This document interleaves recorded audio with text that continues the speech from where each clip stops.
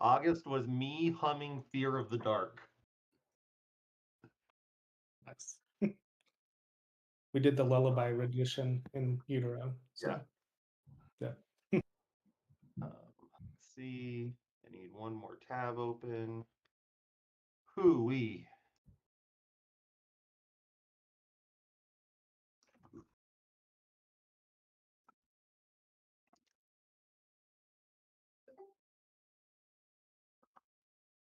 This one and this one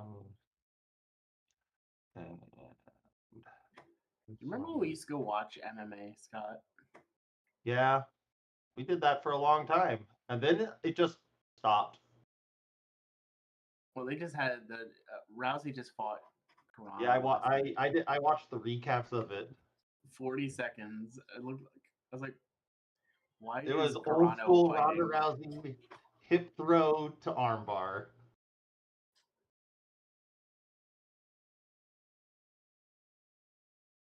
Yeah, that was one of the first MMA fights we ever watched together. Was Rousey home at Wingnuts in on State Street and like 67th South. Full highlights, 40 seconds long. Yeah. Don't. What a I mean, you wild can watch video. them, but Did you see Nate Diaz's face? No. That's the only Go fight look I at- saw. I watched or saw. Yeah, no, just go look at a picture of Nate Diaz sitting on the floor. It was a TKO. He had to. They had to stop. It was a ring stoppage, and they asked him afterwards, "Did you agree with that they stopped the fight?" And he's like, "Well, I was bleeding out my ear, and I couldn't see anything, so yeah." Oh, jeez. He looks. It's bad, man. Yeah. I don't know. I think it really is. I want to say it went downhill, but maybe it hasn't. And No, it does. I guess It doesn't. It's kind of like how also when we were kids, we got to watch the Attitude Era of yeah. the WWE, and it just was better. Not better, but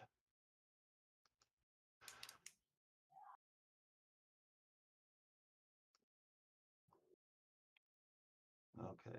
Is this everything I need? I think we got everything I need. Don't need to enable editing. Oh, allergies. Allergies.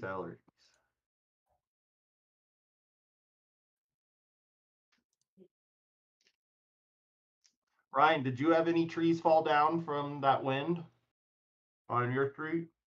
Not on our street, but on the way to the U, like right off 21st. I don't know if you saw that ended up on the news. 21st and 17th was Yeah. that it all fell down. Yeah, it took out like a whole street's worth of like power line, basically. That was crazy. And then Joe lost the tops of some trees. Okay. Yeah, we lost that one big branch, and like my car was there 30 minutes before. Oh wow. So lucky. Yeah, except for that car is also just broken right now. So yeah, maybe you could have gotten it fixed with insurance. Like, oh, that's why it's broken. Not the fact that what happened was a hitch fell off the back of a U-Haul truck and bounced up underneath my car. Oh. So that's why the radiator is cracked. That's awful. That car is worth about $500, so I'm taking it to a shop tomorrow, and if it costs more than $500 to fix. You talking about the RAV4? Yep, the RAV4 took a hit, and it is never going to work again. You think it's only worth $500? Yeah. Really? No, it's probably worth like $1,500, but. What year is it? 09? 11? 09.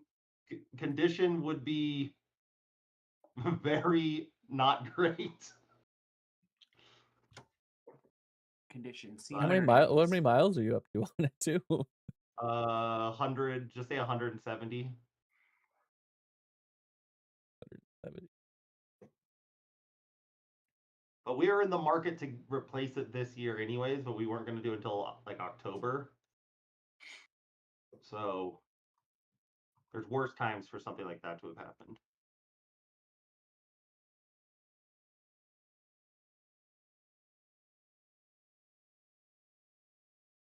Yeah, we're thinking about a second car finally. We've been with one car Finally? for a bit. Yeah, and I'm just dreading every. I don't like the experience. Honestly. No, that's. Can I just? How can I order it online and just have it show up? You can do it on Amazon. You get yourself an Amazon car. But there's only like I think Hyundai and maybe one other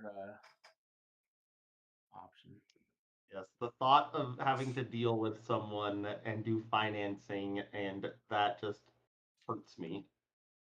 Okay, it doesn't say anything about poor condition, but in fair condition, it's worth $2,200. Okay.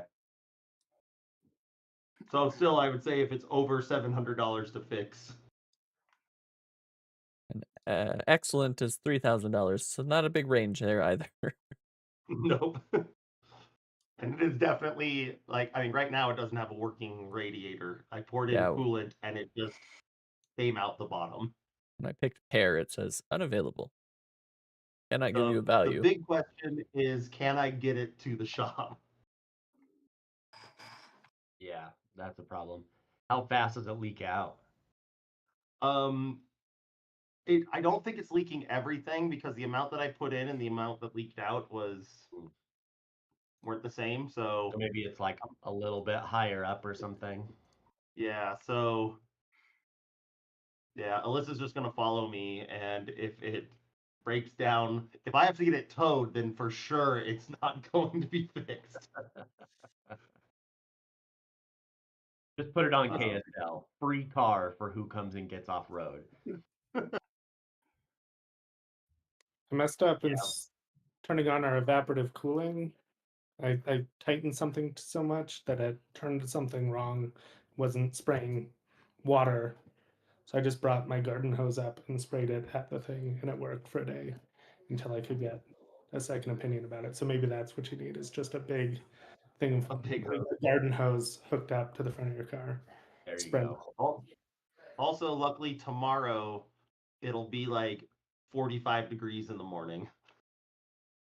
Because that's how cars work, right? When it's cold outside, they stay cool.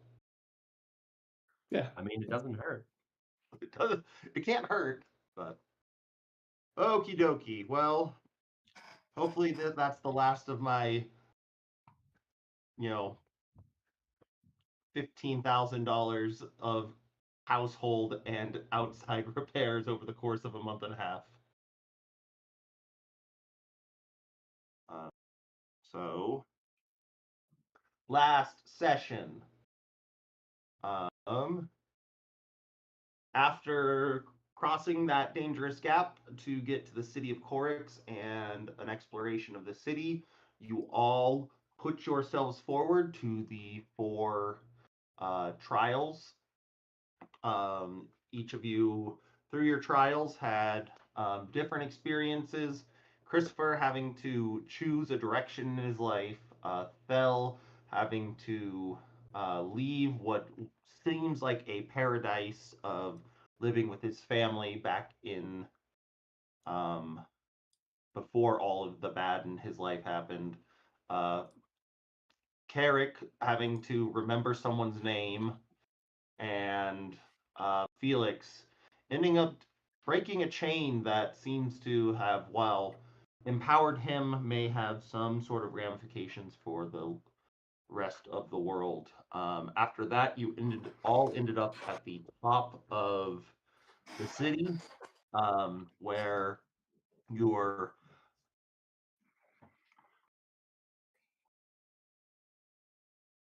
you had to scale via numerous means, as well as fight off its guardian, a giant that said, "You must defeat me, and when you defeat me, the tree will be struck." So there was timing involved as well. You guys were able to meet the timing, coming very close in a lot of cases to unconsciousness. But you successfully passed the trial, and as you were licking your wounds, Thel went into the tree to pull out the now completed Thunderspear that was the goal of this whole thing. In doing that, Thel's gloves became more powerful, and you have all leveled up to level 14.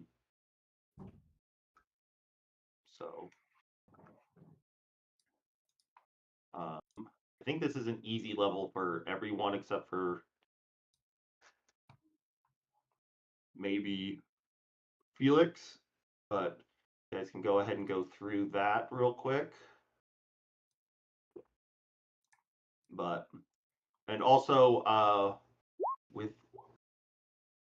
your gloves, Thel,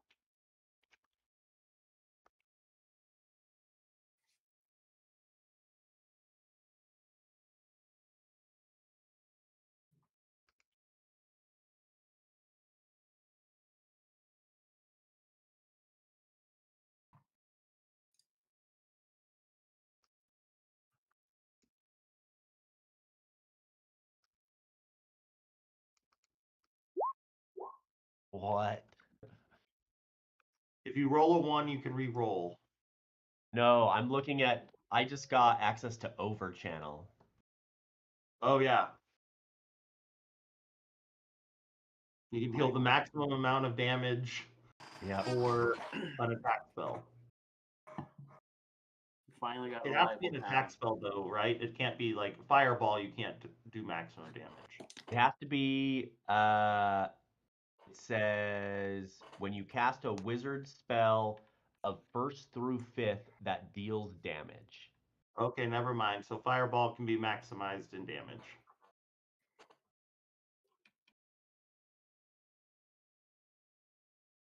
Can't you do it once and then you start taking damage every time that you do it afterwards? Yeah, if you do it more than once before a long rest, you take 2d12 necrotic damage for every level of the spell. Okay. That is how your gloves have updated, Thel.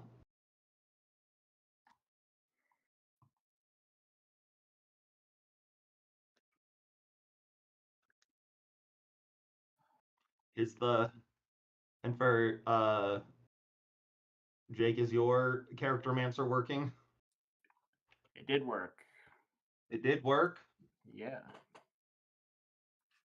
So mine's actually pretty simple. HP increase and reliable talent feat. Oh, That's pretty much it. No, reliable Yeah. talent. Finally. So what are your proficiencies? That means you can never get below Oh, and 10 my on? sneak attack went up to 66. A level 11 is a good level for a rogue. Let's see, reliable talent. Blah blah blah blah blah. Whenever you make an ability check, that adds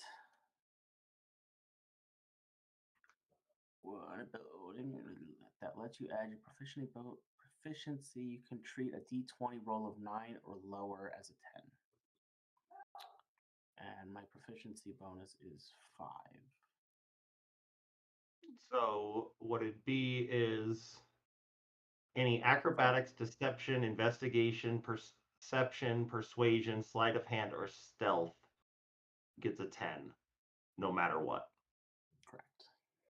So the lowest you can get on a sleight of hand or stealth roll now is 23. Correct.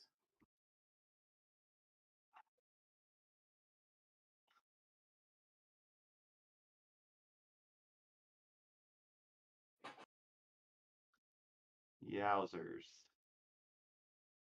Yowzers, Bowsers.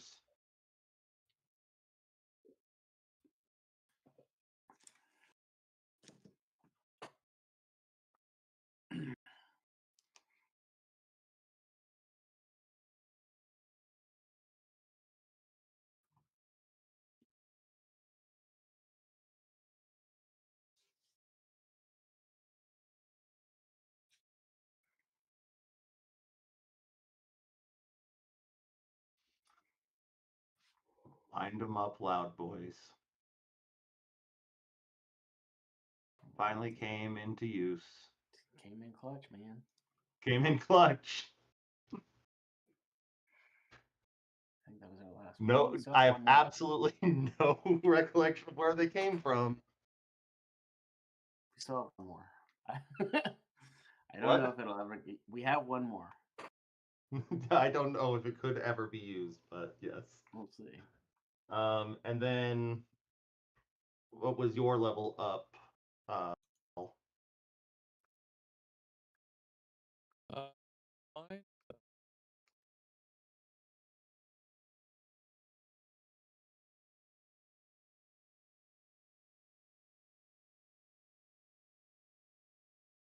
Fine.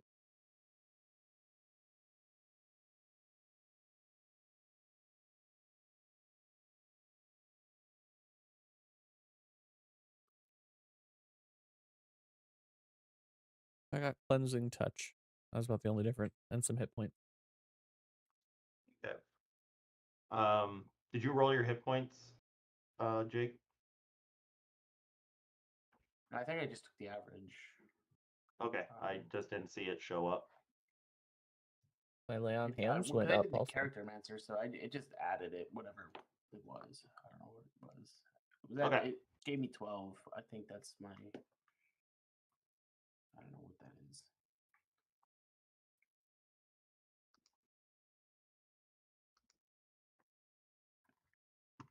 Hang on.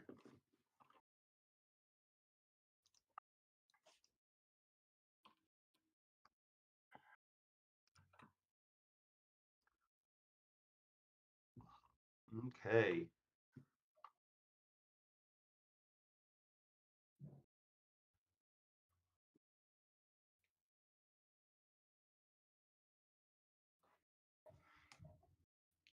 You have 100 hit points. Yep. Welcome to the club. I assume Carrick is still below 100. I'm going to be 91. 91.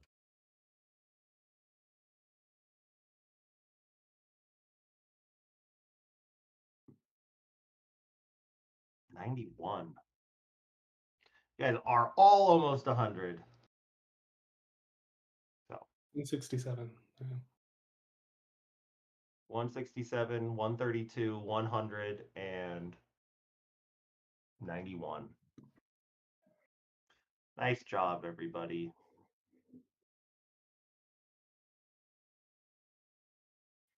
Okay, so as you all are standing there kind of licking your wounds, feeling triumphant, you have also seen, like, as these thunderbolts kind of start dying down a little bit, you see the, like, kind of spirits of the ghosts that were watching you, the forms and apparitions of that just kind of taking off into the sky, released by whatever seemingly curse has been done by this grand power of cord that just came down.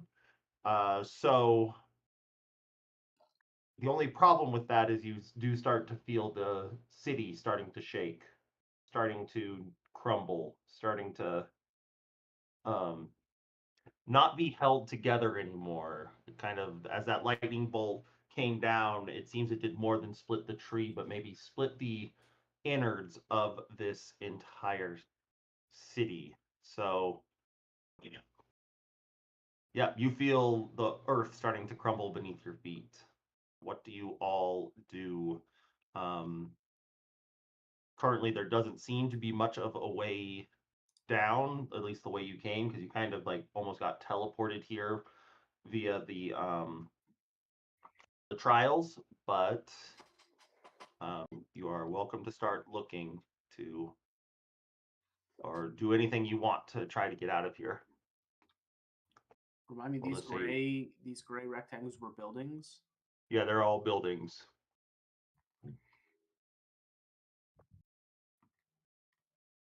Okay.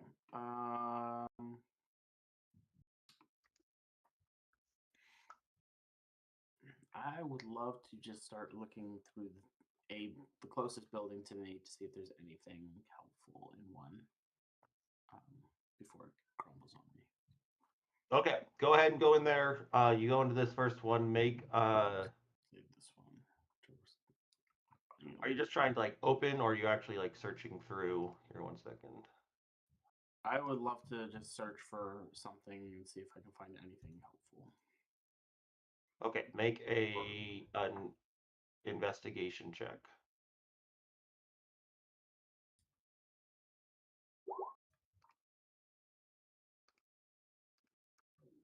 One second.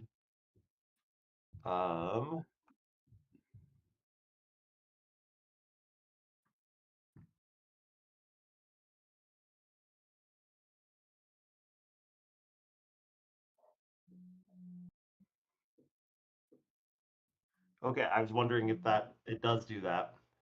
Yeah, it's cool. It does 1d20 or 0d20 plus 10, whichever one is higher.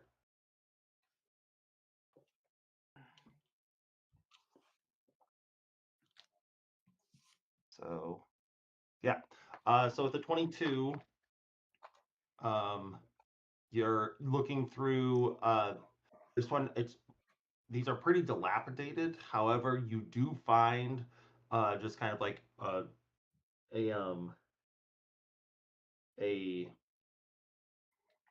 hatch door that looks like it has a ladder coming up into here. Who knows if that goes to a larder or something like that. Looking down that way, it looks like it does go pretty deep. There are some sort of ladder that starts to go down. But things are pretty precarious here. Like from getting here, it's still going to have to go through a crumbling city. So it does look like there is an option here, though. Okay. I'm going to relay that we might have an option, but hopefully someone can come up with something better. Okay.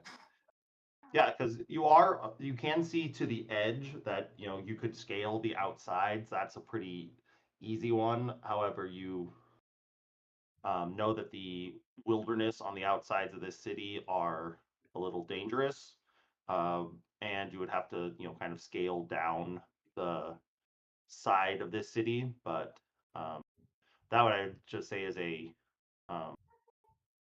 thing you would all notice as an option. But beyond that, it kind of seemed like you have those two options, and then whatever someone might have magically. But who knows if there is something magically. I mean, should I just teleport us out of here, or that seems like cheating at this point? It's not. If you have the spell slot and it's prepared. I'm liking them. Yeah, okay.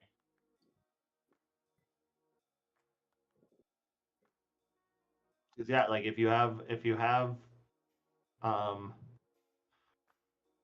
teleportation circle prepared, it'll take a minute. So there's kind of a hard thing there to draw the circle. If you have teleport itself prepared, that's instantaneous and you can get out of here. If you don't have either prepared, you can cast teleportation circle as a ritual, and it'll take 10 minutes. So I have both prepared. I have teleport and teleportation circle prepared. Teleport only takes me to a point we can see within range, though. Teleportation circle, we could take us all the way back to wherever. No, teleport should be able to take you anywhere. It says here. Let me cast it in chat. Oh, I see though. So it's if you can see it, it's different. The things that you can teleport, you have to see. Yeah. Okay, but if I have familiarity with it, like if I know it as a permanent teleportation circle, then it's just instantaneously there, huh? So I think Okay. teleportation circle, yeah, you go exactly where you teleport to. Teleport, you kind of running the risk of potentially not going exactly where you need to go, depending on your familiarity, right? Isn't that what kind of how it goes? Well, if it looks like if he knows the teleportation circle, he can go to one of them. Yeah. Oh, okay. But it's also, if you have an object, it means that you'll always get there as well. So, where, like, you tell me where you want to teleport, and then I can tell you what you need to do. Carrick just kind of like yawns. He's like, "Where do you guys want to go?"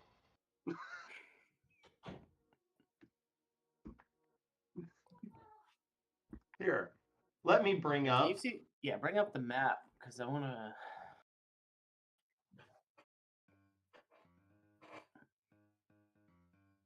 Where Wild Mount. I mean, there's a whole continent. We'll just go to this one. This is the one that you would probably have explored the most.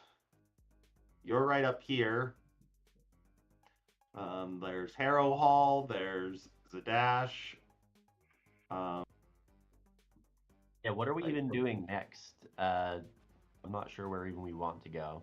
I think we need to go go east back to to Harrow Hall Ashgard too. Garrison, right? Because the place we need to go with the spear was to the east. Yes. What you would remember is that you've sent your people have started filing out of Harrow Hall to go recruit people across the south to try to get more people.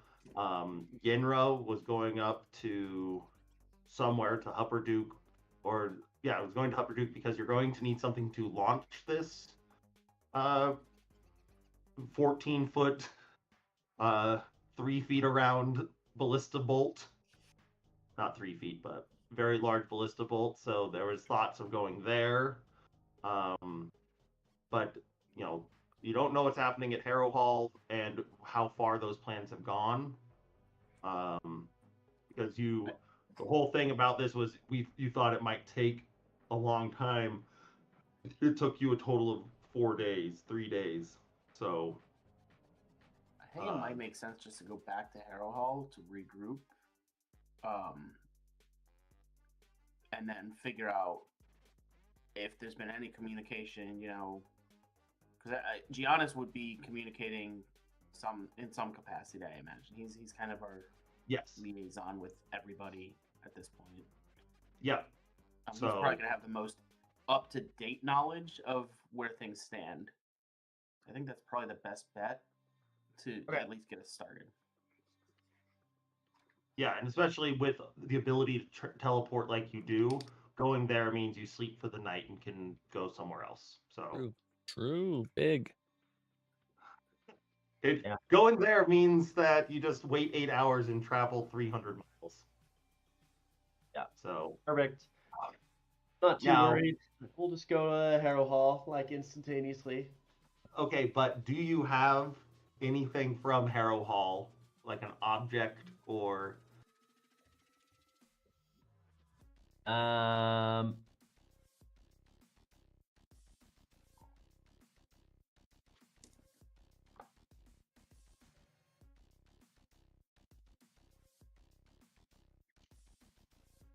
You only very recently got this spell, so I wouldn't say you'd be collecting rocks from places to teleport with.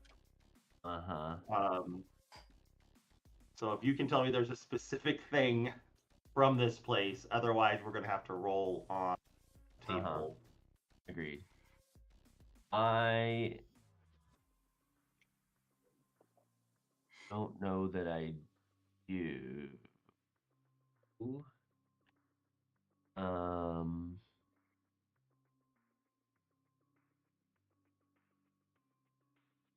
None of these, yeah.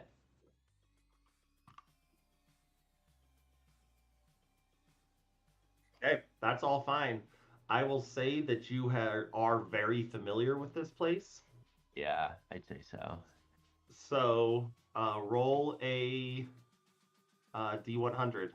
You're looking for 25 to 100. You have a 75% chance of success. D100. Here we go. And what? Well, let me just. How bad is it if I don't? What happens? What do you mean? Like, what is the penalty if I miss? It depends. Oh, you can just be off, right? You could have a mishap, a similar area, or off target. Okay. So what if ends up being the effective difference between teleportation and teleportation circle then? Circles you can go, and like if you know the circle, you'll end up there. Yeah. You have to have obtained the circle. Like, But you can cast teleport to a teleportation circle. Yes. But are they separate spells technically? They are separate spells. Because teleport can take you literally anywhere if you've heard of it. Teleportation circle can only take you to those circles. And there's the cast time is different? Yes, it takes you have to draw the circle. So, and every time you cast teleportation circle, it costs 50 gold. So what's the benefit to using circle over just regular teleport, given that you can teleport with the regular spell to a teleportation circle? It's a much lower spell resource. So teleport is a level 7 spell. Oh, okay. Teleportation circle is a level 5 spell. Okay. There's the difference then. Probably would come down to resources. Okay. Yeah, like in this situation, teleportation circle probably would have been better if the city wasn't crumbling underneath you. Yeah, we don't have 10 minutes to sit there. So so timing obviously matters, and then you have to weigh the extra spell slot cost and the other resources that go into that. Okay. So 56 is successful. Thank goodness you guys know this place. Because if you were you would have succeeded if you had even seen casual, you would have succeeded. So good. You guys hold each other's hands, and how does your teleportation work? Do everyone just pop out of existence and pop somewhere else, or is there any flair to it? No, I feel like it's just like I'm imagining that the world sort of just like melts, and then you feel like you're being like reassembled. So it's a bit nauseating. Mm-hmm. Okay, Willy perfect. Willy Wonka's transport by TV. Yes. Well, if that's the case, everyone make a quick Constitution saving throw to see if you have a little puke.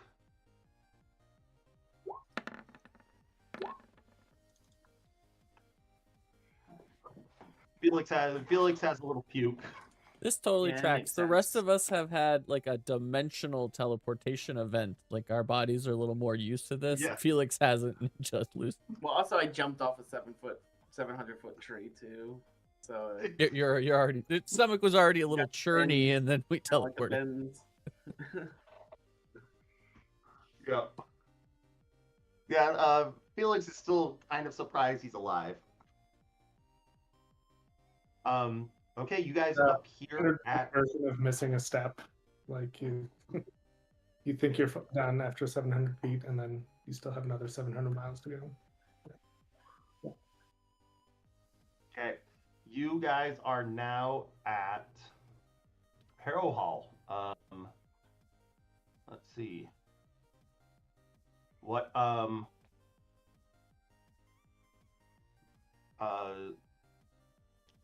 I would say Felix, no, because you just remembered to grab the spear, right? Yes, the spear is in your hand.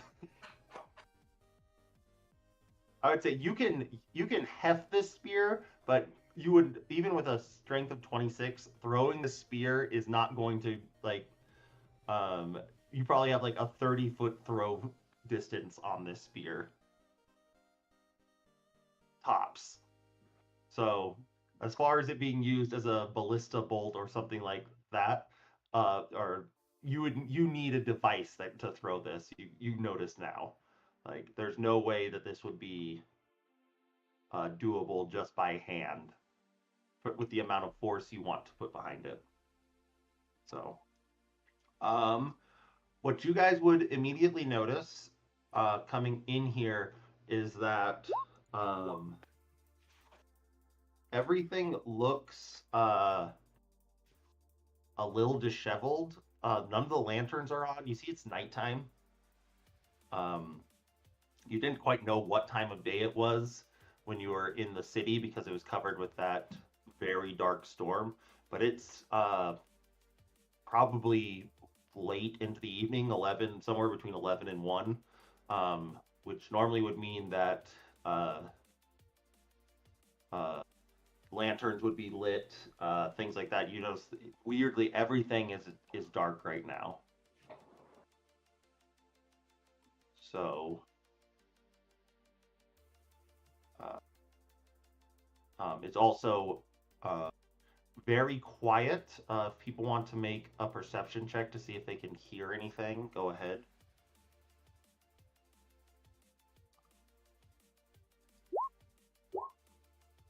Some admin people, like some of our admin people, would still have stayed, right? We didn't send everybody.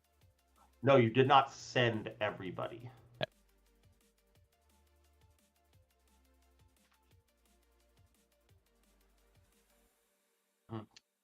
Okay, with the 25 already being put up there, Felix. Thel's too busy. Anything. Yeah, I'm too busy trying to get this spear back out the door and like not knock anything over. Trying to figure out how to maneuver it. I'm looking at Carrick like, you couldn't have teleported us outside with this 13-foot spear.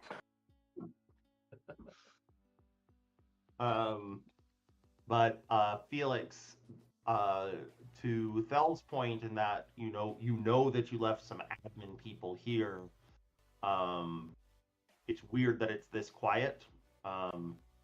Especially like people would still, even if though it's late, with how much goes on, you would still think that you'd hear guards moving or that. But you do hear small sounds coming from upstairs, like just your but it doesn't sound like someone just going about their business. It's almost like you hear rifling through, but some like you hear sneaky steps. Someone come with me. We're gonna go upstairs. I need at least one person to come with me. Somebody's here.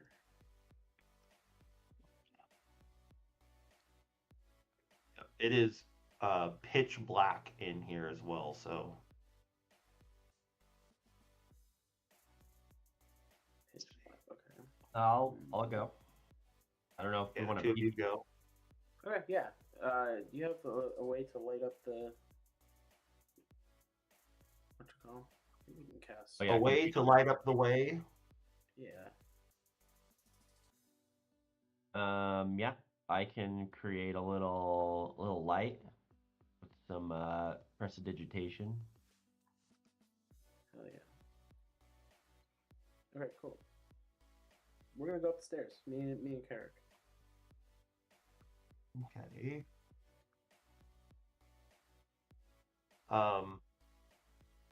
Yeah, are you just going up like you own the place? Yeah, we do. Because you do own the place. Perfect.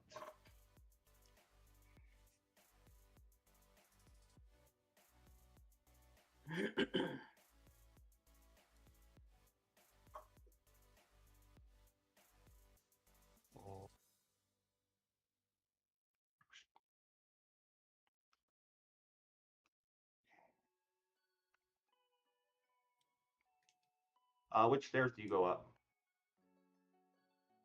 The ones to the east or west? I'll just go up the east stairs. Okay.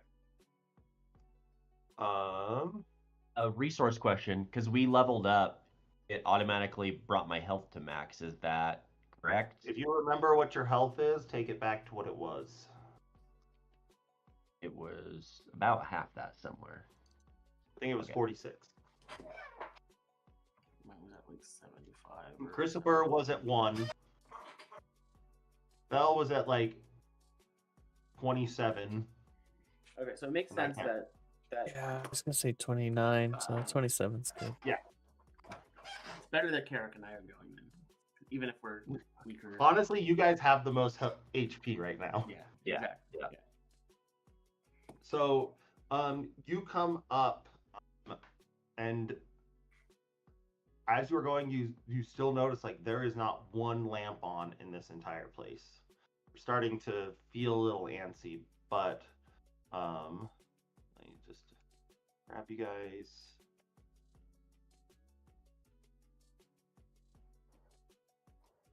Let me keep moving ya. You come up the stairs and you hear rifling. Hold on, let me see if they. Nope. And nope. As you come up, you definitely hear like books being pulled off of shelves, like a lot of looking. You see that they're your library that used to be in like good working order after Tiberon had kind of cleaned everything up and got it all in work, but you hear things being pulled off shelves. And do either of you speak Undercommon? I do. You hear like, it doesn't seem like anything's here. We need to probably search the other rooms. Quick. We don't know if the guards will be returning. Those couple. It doesn't feel like a place that would be left to this, especially with how we know the 5 guys. Or the 4 daddies. Sorry. And then you hear, and you do see, like, as you come up and you look, like, you're listening for that, but you see one of, like, the hired guards kind of bleeding out against one of the doorsteps or against one of the bookshelves to your, if you're coming up, we'll just say to the east. It'd be to your left if you're coming up the stairs. Okay. We don't have much time. I'm sure that the other group will be finishing up down in the basement as soon as possible, and then we'll reconvene in the main hall and give it one more once over. So, with that, Carrick, you relay that to me, I assume. Oh yeah. Do I only hear that? You only speak. I'm the one that speaks Undercommon. Yeah. I relay the basics of that to him, and then I just say like, "Did I shoot him?" I hold up a finger and I message using the earring to Christopher that there may be some unwanted visitors in the basement, and for Carrick and Christopher to head down there while we take care of these guys. And then put my finger down, and I give the okay to blast them. Yep. So we'll say this: these guys are going through different doors. You guys can all see the whole map, right? Yeah. Yeah. Yep. So I would say you don't know that there is one of them, the one that was talking. You do not know that there are 3. Okay. Because they were behind bookshelves and that. But I guess you could make another perception check to see how many footfalls if you're waiting for them to move. Okay.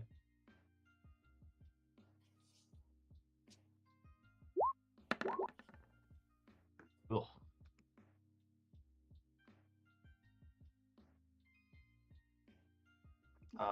Carrick, you have no clue. You think that there's just one dude.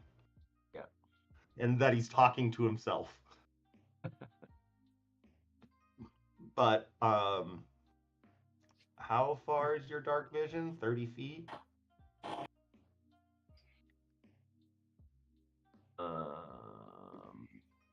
Yeah, from this point, you would barely like anything that you do would be at a disadvantage. I think I'm at 60 feet. Okay, if you're at 60 feet, then you can see them, but as they're moving, they're like going behind doors and that, so you don't have wouldn't think you have a clean shot right now. Okay. But the next room over you would know is your observatory, which is kind of where Tiburon and Swinton had set up like their dual enchanting and alchemical tables. So that would be the most likely place that they would enter. You would then also know that further that way would be the church, which you do know has a ghost in it. Okay. So. Well, I think there's one guy, so I try to go get a clean shot. So I guess I'm making my way carefully around the bookshelves. I'm just looking for my clean shot. Okay, one of the doors is closed. You would have to move up 2 more squares. So, like here, 1 more, yeah. And at that point, I'm you would follow behind him, but I'm gonna keep my distance a little bit. Okay, you would see this one guy kind of like quickly moving. I guess again, are you moving this way stealthily? yeah. Okay, both of you guys roll stealth. I would like him to roll stealth for me.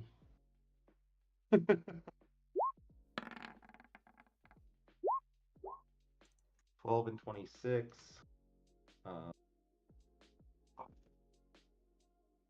These guys are rolling like dog shit.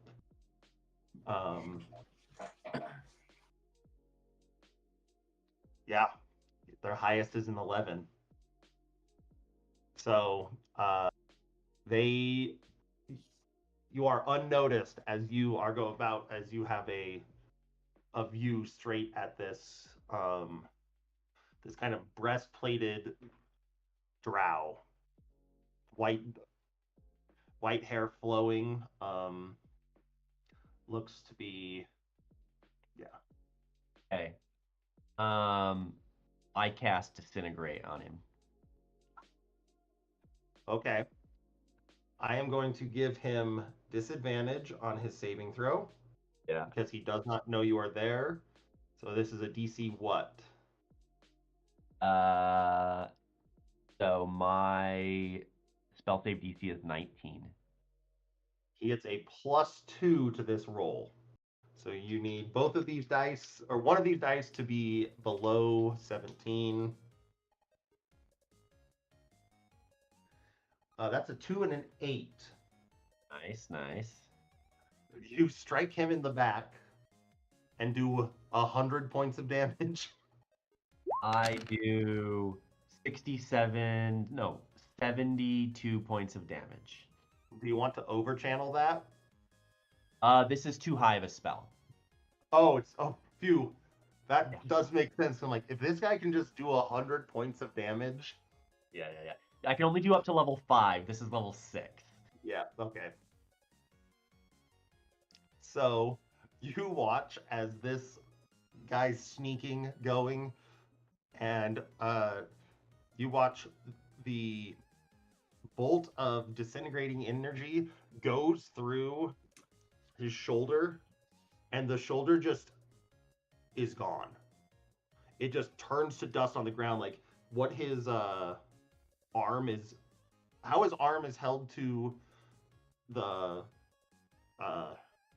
torso is just like a scrap of armpit skin. And he goes and screams. He is still alive. But that left arm or right arm is, no, we'll say left arm is, for all intents and purposes, just unusable. So any type of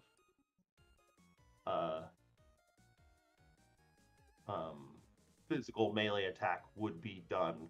I'll say this is a surprise round, so if there's anything you want to do, Felix, go ahead. Cool. I'm just gonna Eldritch Blast the guy that he can see as well. Okay, so send 3 bolts out, or is it 3 now? It should still be 3. I think it's still 3. Yeah, it's 3. I don't think you get 4 until. Normal.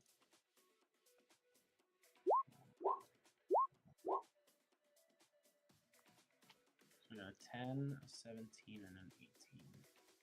Yep. So at 17th level you get a 4th. But let's see. The 10 does not hit. The 17 and the 18 hit. So another 7 points of damage. As this guy just arm gets hit, you hit under the armpit, so the arm just lops off and flies off down the corridor, and the last one hits him in the hip.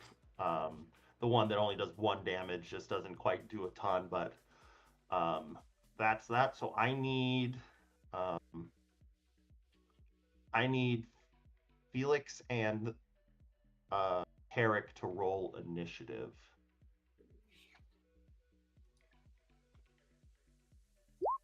Well, you roll initiative. What were you guys? Were you guys the other two, the beefy boys? Were you heading out towards the basement? Yeah, I use my lay on hands first. Slap Christopher on the shoulder and give him 35 more health points. Okay, you do that. You guys start and going. Same to myself. You each get 35. Yeah. Okay. And just the best pat on the shoulder of all time. Yep. I also don't know that I've done this before, but I pull Frostburn out and ignite the blade to give this a light. It is a light with holy icy energy. Yeah, when it says fire expands to cover the weapon's edge with divine flame. Yep. Bright light for 30 feet, an additional dim light for 30 feet. Perfect. Yeah. And then you guys can move about 60 feet towards that, towards the basement.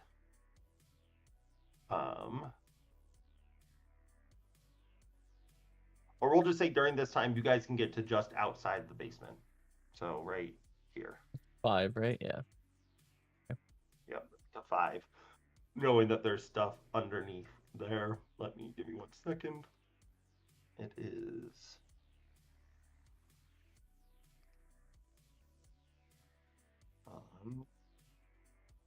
Nothing is loading. Nothing is loading. This one.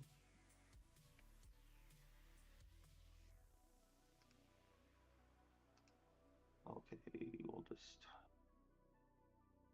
do this.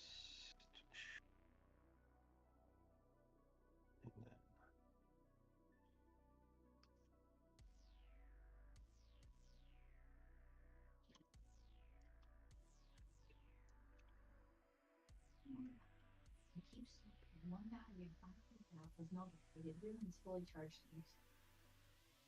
I will be right back. Alyssa needs help. Yuki.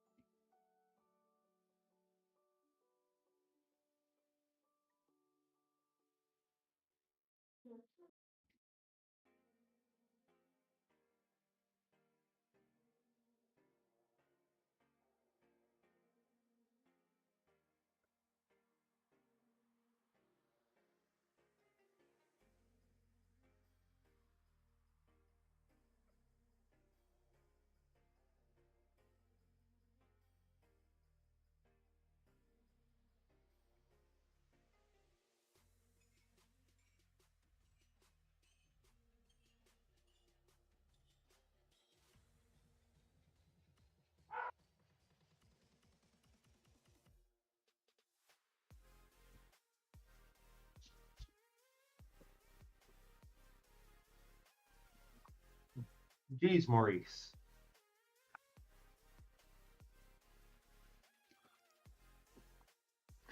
Go out there. So our lawnmower has 2 batteries in it.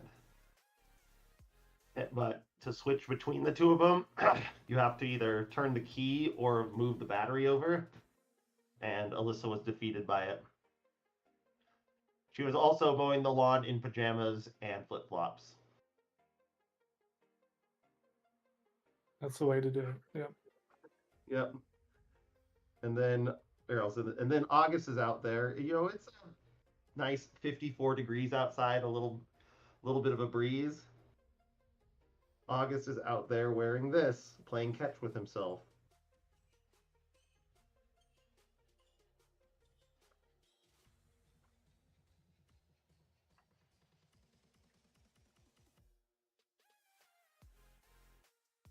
I think that posted. Funny. The kid truly does not get cold.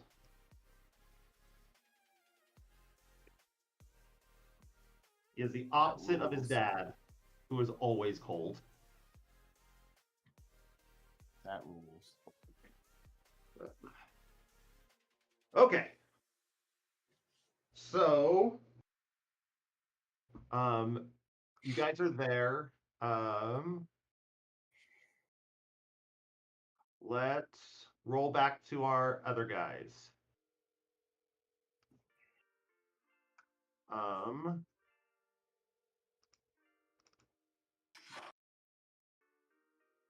Oh, 1 second. Character sheet. Character sheet.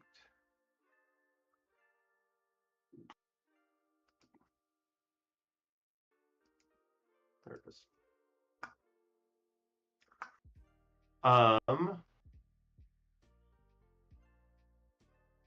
This one. So what? With that, you guys have rolled initiative, right? Oh, I didn't open up the turn order.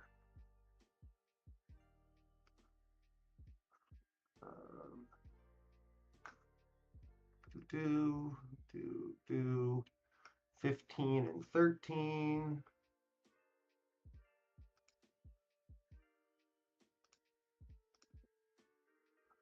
That. Do this. Add turns. Add turn. Drow Sergeant. What is your dexterity bonus? It is +2. 10. 5. Lord, I'm rolling like dog shit. Oops. Open up Dev Tools.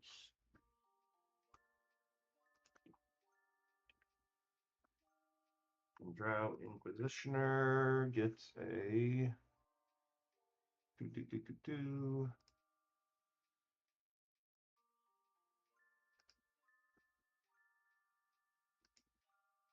a plus. Can't even tell which one that was.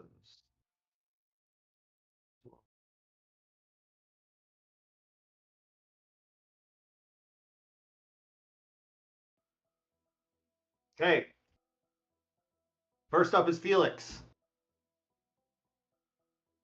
You just hit that guy. He has now seen you through the hall. You would know for a fact it's a drow, so you could assume that many of the same tactics that have been used against you still exist.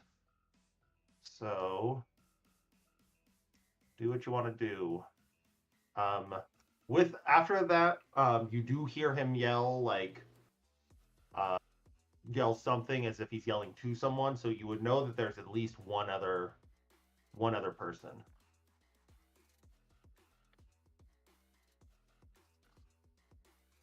Oops, I don't need to do that.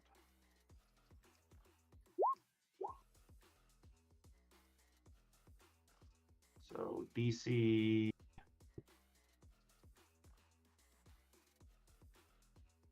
What's your actual DC?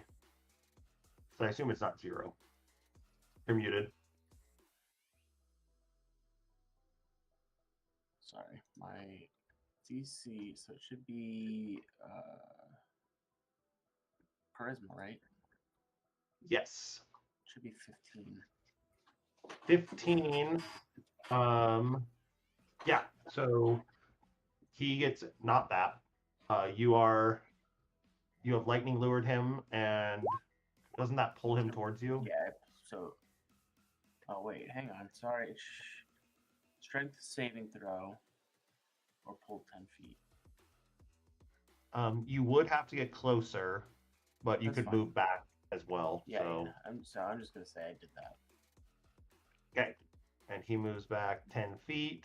He's inside the doorway now. Is that your anything else? Yeah, that's it. That's it. Perfect. We're gonna take 9 lightning damage. Perfect. That's then you, Carrick. This guy just got pulled in closer to you, looking absolutely flabbergasted about his current situation. Yep. And then I just start blasting. Just start blasting. Yeah, so I do I'll firebolt him to follow up the disintegrate. Okay. Roll an attack, DC 16.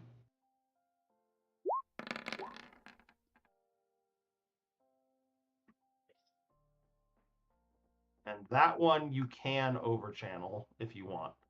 It's a cantrip. Can you overchannel a cantrip? Let's see.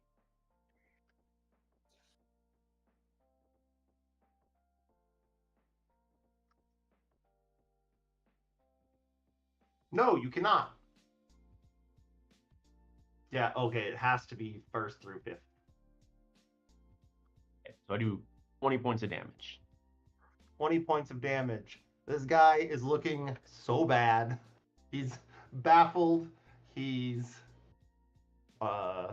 doesn't quite know what to do. I am going to make something from. Oh, first it's the sergeant's roll. Who is immediately going to run back in, seeing where that firebolt came from. What's their movement? Is their movement 30? Yeah. I think he'd actually only come to here, and then is going to.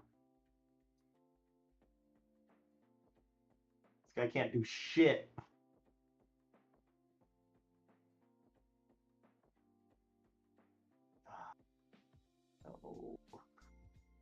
He is going to make a 2 short hand crossbow attack. Even that's going to be too far. 2 hand crossbow attacks on Felix with disadvantage, though. So, ooh, that's a 17 and a 19. So 19 plus 7, I assume that, or 17 plus 7, 24 is going to hit. Yeah. And 17, or well, no, sorry, 15. Will 15 hit your armor class? No. No. Okay. So you just take one of these.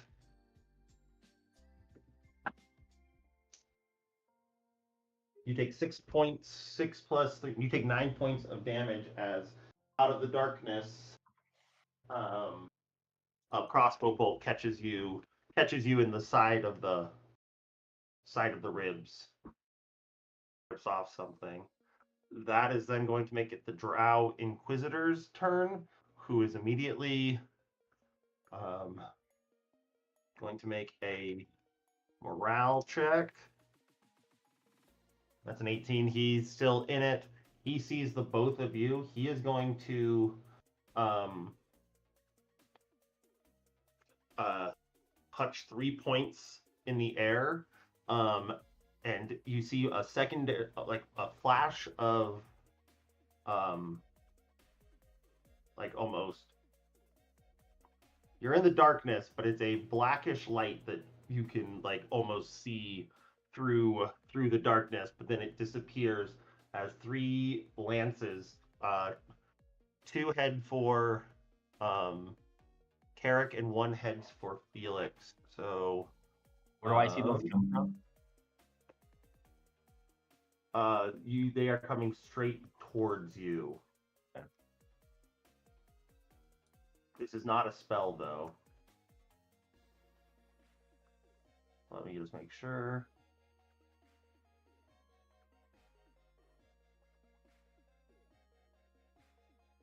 Yeah.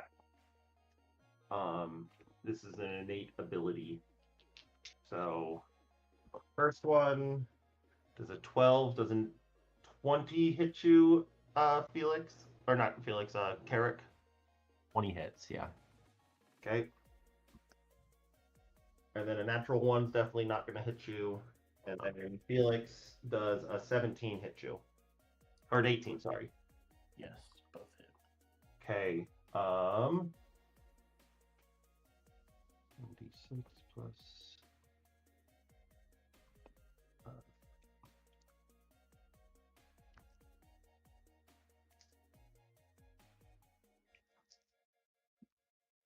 Uh, 8, 19, 11,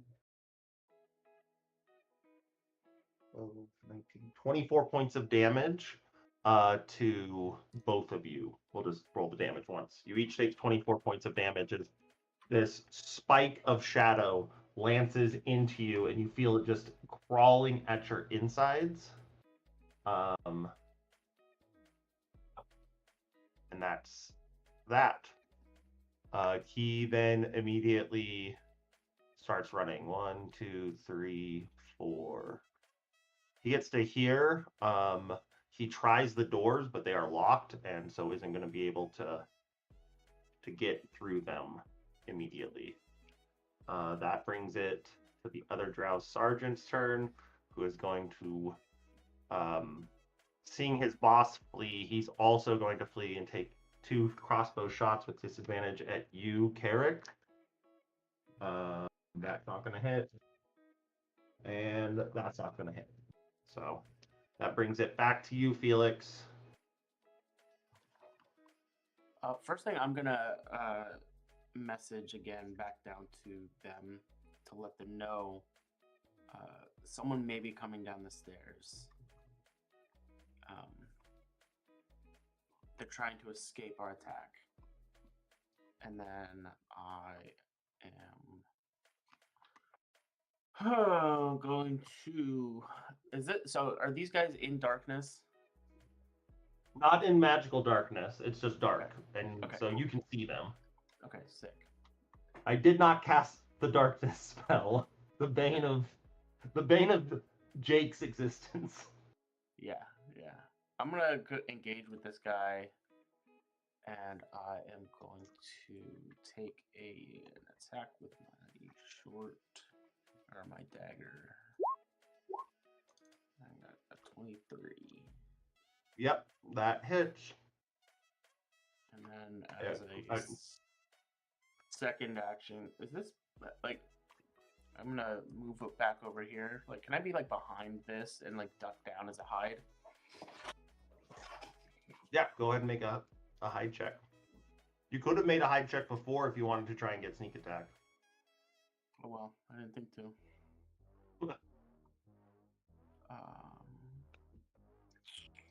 Stealth, yes. You're hidden as hell. There's no way this guy can see you. Great. Okay, Carrick, that is now your turn. You see the guy that ran away from you. So can I see them running away? Can I see them running away through the door?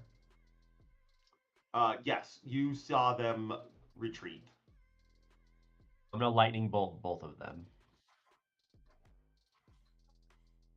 Okay, so you probably...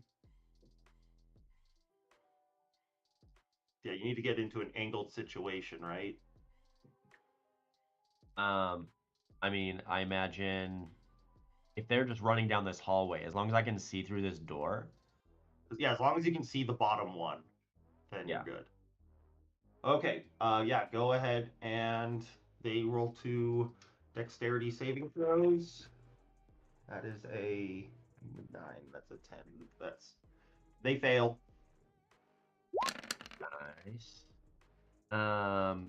So I'm going to, let's see, what would it be? So 8 times 6 is 48. Plus 5 is 53. 53. Yeah, we're gonna max damage this one. Okay, very good. They are both burst into flames as their heads pop. They are both dead. As I see their heads explode, I message back and say, cancel that. Carrick did his thing. Carrick did his Carrick type thing. It was scary. It's truly terrifying knowing that he could just come and touch you in your sleep and immediately murder you. That guy's gone though. That guy's gone though. Okay. Anything else? Any more movement? Carrick? Can I? No, I think I'm good. Okay. That brings it to the Drow Sergeant, who can no longer see Felix, but can go 1, 2, run up to you as its leader just died, and I think it is definitely like, yep, them's the breaks. Is going to do 2 short sword attacks on you. Just make sure about something.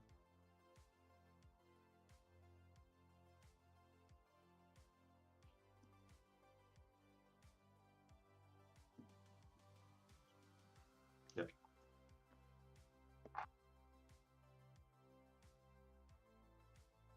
Those are 2 6s.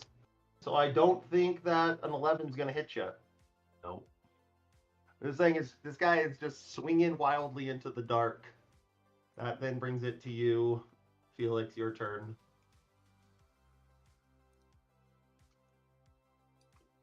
Same deal. Come out from hiding. Same deal. Stab him. Stabby stab.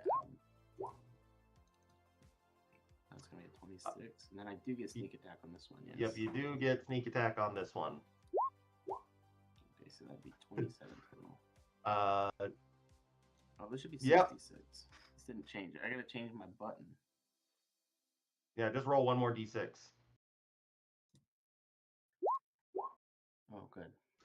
Amazingly, that 1 point of damage kills him.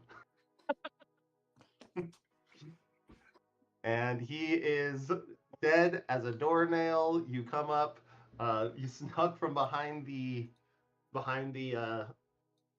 bookshelf as Carrick just kind of looks at the guy who takes out his short sword and like goes, yeah, yeah, and just hits the armor but doesn't do anything. And while he's distracted, you sneak up behind him and just take the sword and just plunge it straight down into the base of the vertebrae, through that, probably hitting some vital organs down here, and you take it out and he just splutters on the ground dead. So you guys are now out of initiative. Welcome to do whatever you want. I cast Wand of Scowls on the corpse. There's no effect. It is already quite scowling. Let's see. We can delete all of you guys. Okay. Our other 2 guys. Are you going in? And if you are going in, are you being sneaky? Yeah. Okay. Both of you roll stealth checks.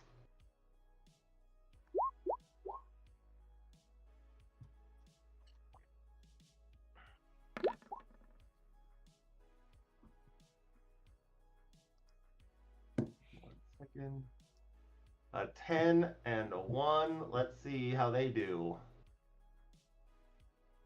They get a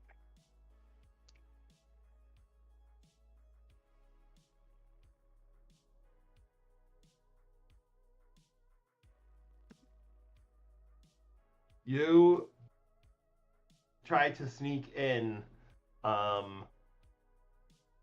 but it is pretty clanky. I would say you think that you might have the jump on them, but you don't know. So it's a matter of you wanting to rush in or not, or stand here at a stalemate. It's like those moments we like try to do it sneaky and we push the doors, just like yeah, that's pretty much what it is. So, fuck. but a squeaky door doesn't mean that it's not their friends coming towards them. You can choose to sit up here or go down there. I think we go down. Go Okay. investigate. Do we hear anything once the doors open? You do not.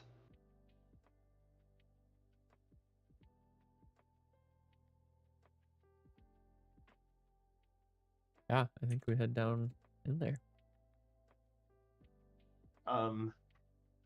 As you go down, I need you both to make I think it's a dexterity saving throw.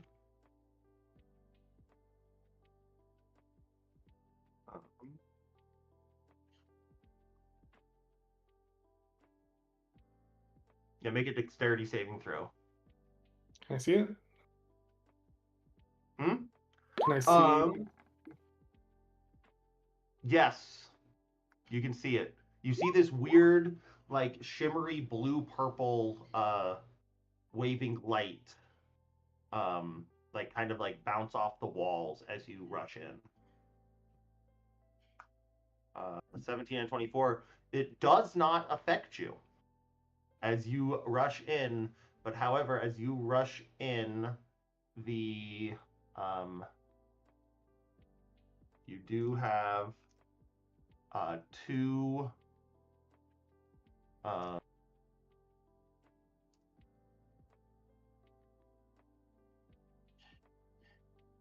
yep. That is one hit on you, Christopher, and you take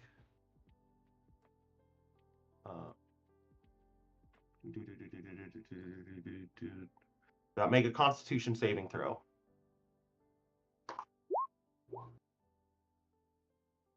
Yep, that's it. But you do take 5 points of damage as a crossbow bolt hits you in the shoulder.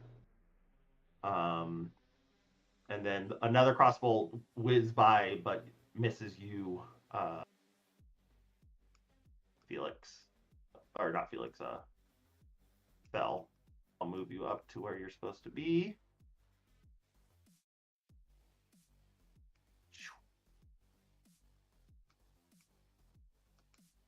You come down here, and you can see that there are 3 more drow kind of opening up the sarcophagus looking for something in your little makeshift shrine to Bahamut. So yeah, go ahead and roll initiative.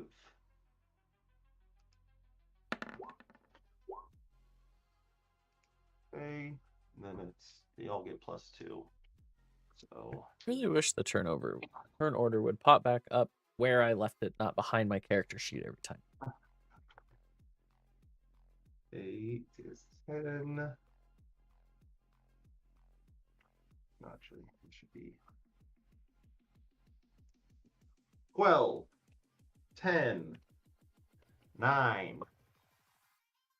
Okay, that is your turn. Before we start this, what are you guys doing up in the house, in the main hall?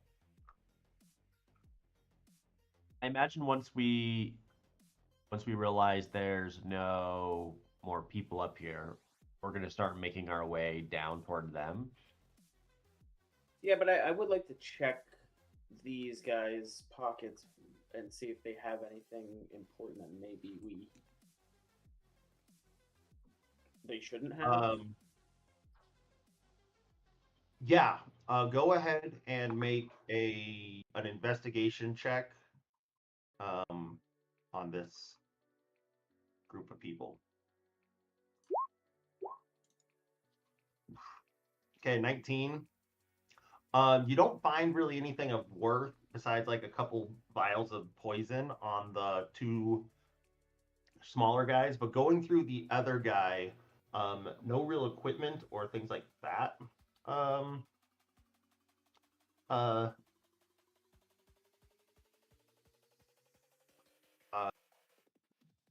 Are doing anything, but the you do find like a couple scrolls. Looks like some sort of correspondence and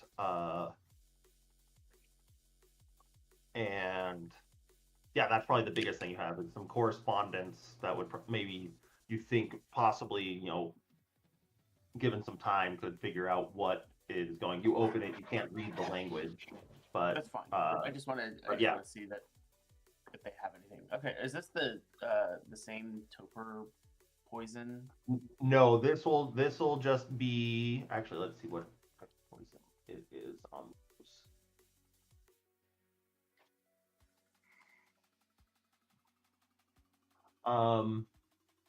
I think it is actually still toper poison. Let me just double check.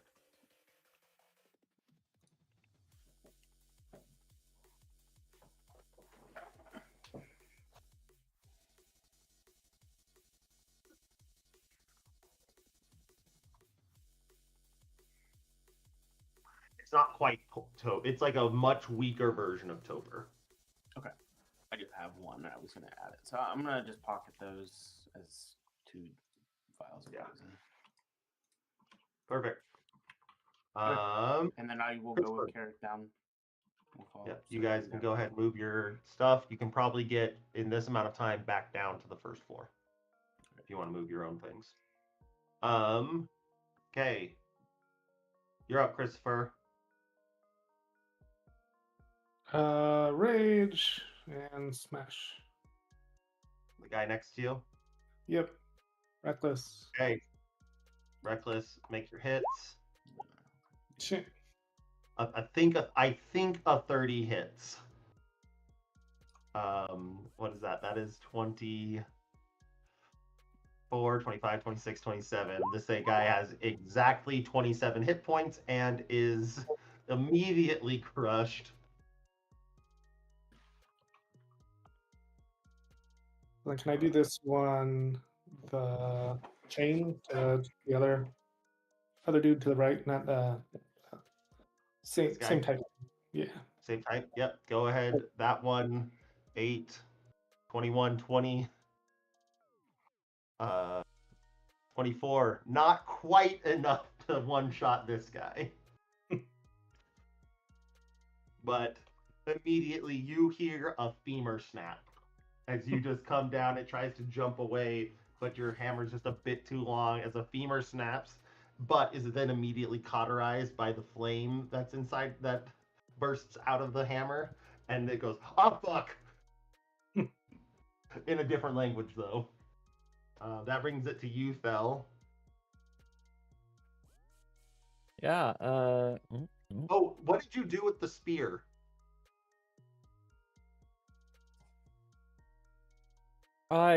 It's in the main room, I think. I don't think I got it outside. You just left it there? I just dropped it to pull out my sword and get some light in this. Okay, so the spear is in the center of the main hall. Yeah, so I go over here and then I do my little. Oh, not from there. I'll do my little frost fire cone. Oh, so it hits frost both of them burn in a damage. Yeah. Okay. It is a DC 16 dexterity save. And then take 4d6 of my choice of cold or fire. I'll do fire. It's yours technically isn't fire; it's radiant damage, but Okay. Amazingly, they both passed this. A natural 20 and a 19. Do they take half damage though? Or half damage on a successful one, yeah. So Yep. So go ahead, roll 46. here, go away, effects bar. Nice.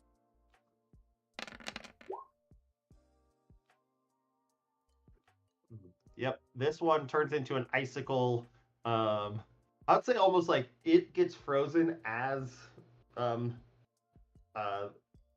Christopher's hammer comes through, and it just kind of shatters parts of its side, but then gets thawed by the flame. We got a fire and ice situation as it's just like shards, but also viscera coming out as this poor drow had no chance to even go. Okay, and then that only counts as one attack the way it words it. Is it so an attack action? Does it say it as an action you can, or as one of when your you attacks? take the attack action using this weapon, you can choose to forego one of the attacks to sweep the blade in front of you. Perfect. So Perfect. then I'll hit this guy with my other one. That is 100% going to hit. You can use Divine Smite if you want, but yeah.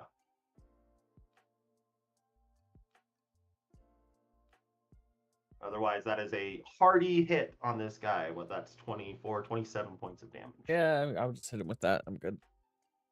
Okay. Dude,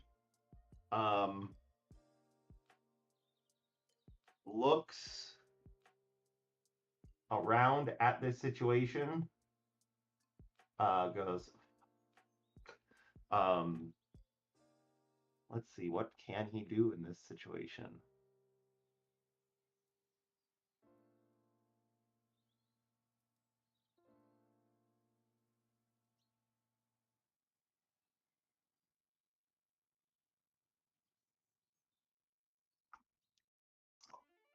Okay, it is going to look at you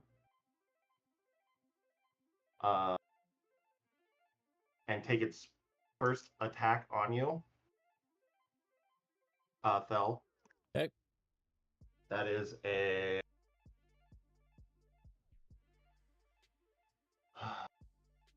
Why doesn't it say... That's a 22 to hit. Still half armored at 17 anyway, but it would have hit on full armor. Either attack hits. And oh, it's and. Dang it. Okay, you don't take much here. Make a DC 13 Constitution saving throw, though.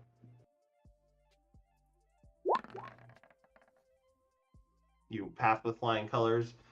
It sees that this doesn't do much to you. You took 7 points of damage.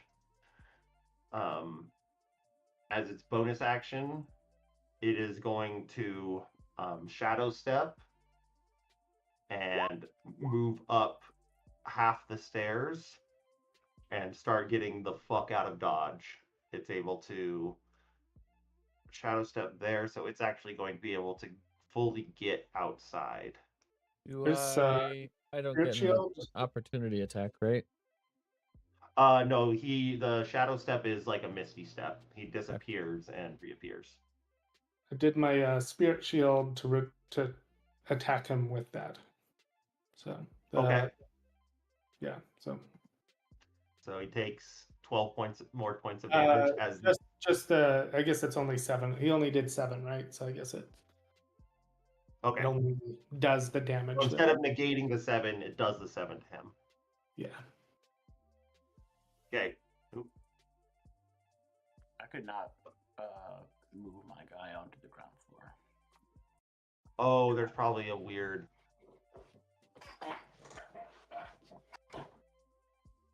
There you go. Okay, cool. Yeah, there's probably a wall in there. Okay. That is their turn. That's a Shadowblade's turn. This guy's dead. This guy's dead.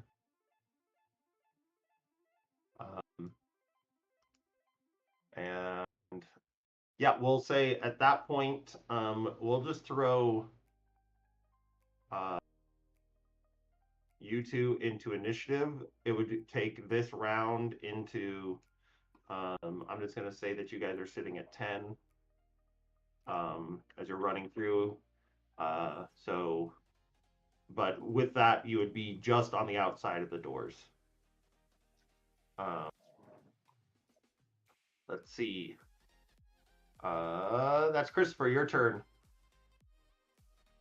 Just run after. Run up the stairs. Okay. Yeah, how much? Let's just see. You would be 5, 10, 15, 20. You can't quite get to where he is, but you are, like, you see him through the door. All right, so yeah, great. So I'll just do the chain attack. I forgot that you have that. Okay. And that one, no advantage, no reckless, right? No, you can't recklessly throw it. I have to ask that every time. So yeah. Can I recklessly shoot my gun? That hits. Make a strength check to pull it back if you want to do another one. That makes it.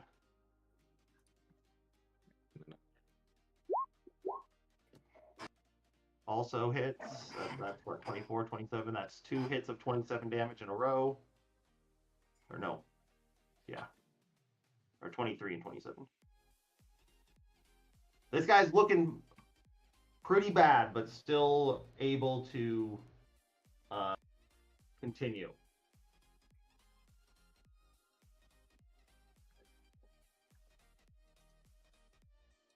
Okay. Thel, that's your turn.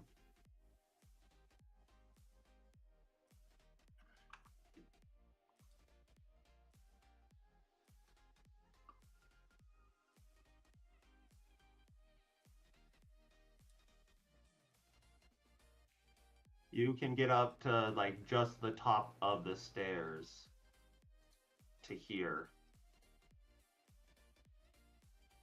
Yeah. With Christopher being in your way.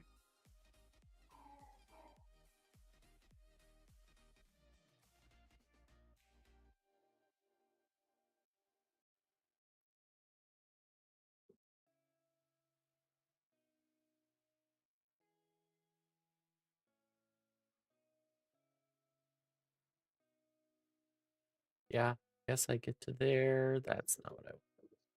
Get me back to my mouse that actually does stuff. There we go. And it's narrow enough that I can't make it around him at all. Just stuck. Yeah, and your movement speed is pretty much used up as well. Okay.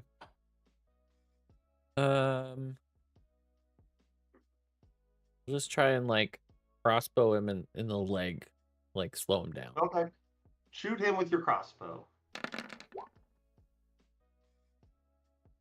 I don't think the radiant damage counts. You just get the 7 points of damage. Yeah, I should have unchecked that. Yeah, okay. I know how to do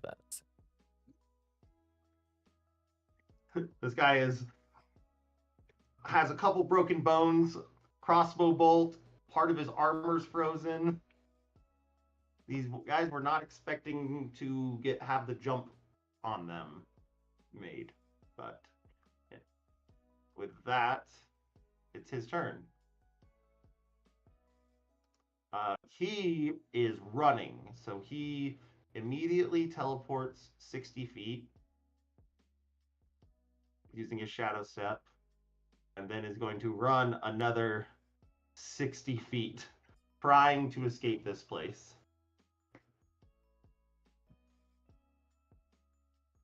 So That brings it to you, Carrick. Yeah,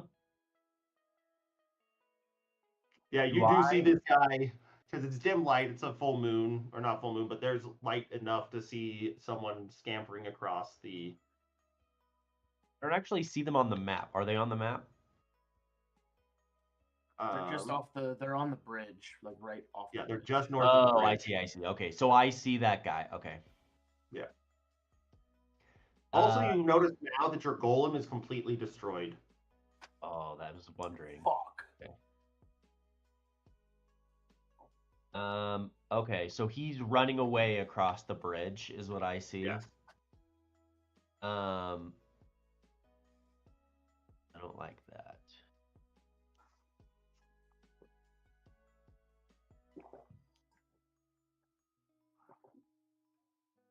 And you would probably notice with how fast that he's moving, he can move 120 feet per round.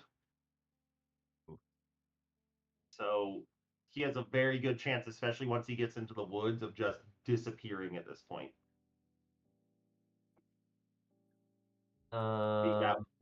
What it may, if you know, whether you want the survivor to go back and tell them that they've done fucked up, or would rather not know that you guys are back in town. Here's what I would like to do. I'm going to see, so that's how far away am I? I am kind of a long way away, right? 135 feet. Okay, so and my movement speed is 30 feet.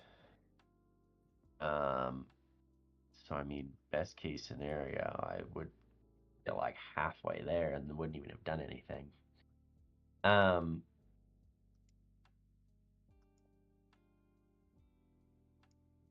I would like.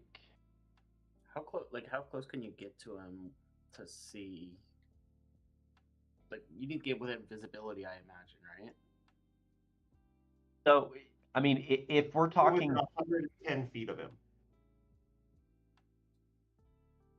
It's 110 feet from the golem, and you could get there to the golem by one set of movement.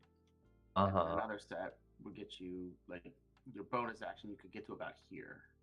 And then from there, you have 80-ish feet to this guy. So I don't know what you have that you could use within that. But if he uses his, if I use my movement, yeah, exactly. Then I can't do action. No, you could do a cantrip, but you couldn't do a leveled spell. Oh, you can do a cantrip? Yeah. Oh, that's interesting. But I think you can reach him because you're a spell sniper from here anyways. Yeah, I can. Well, but I was trying to think of a way for me to capture him. That's what I was like trying to come up with a way to do, but he's like so far away that anything I could do. Firewall. Wall of fire, whatever they call them. I don't know. Put a ring of fire around it. I guess, I mean, that has a bigger range than I thought. Firewall is like 120-foot range. You can encase him in fire. Yeah, let's do that. That sounds fun. Okay. Okay, yeah. Go ahead and draw your circle around him.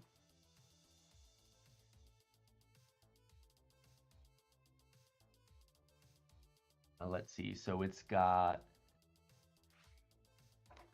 20 feet high. A ringed wall up to 20 feet in diameter.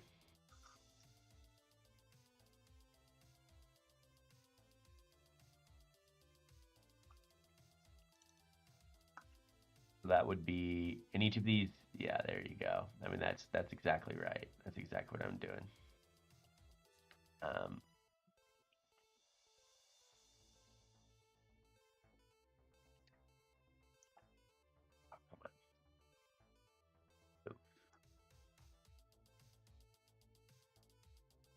Right now.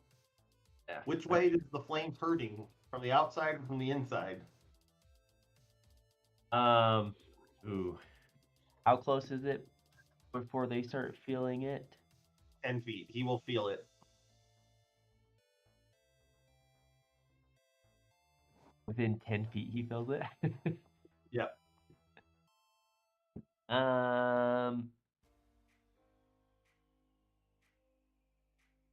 Yeah, I guess I put it inside. Yeah.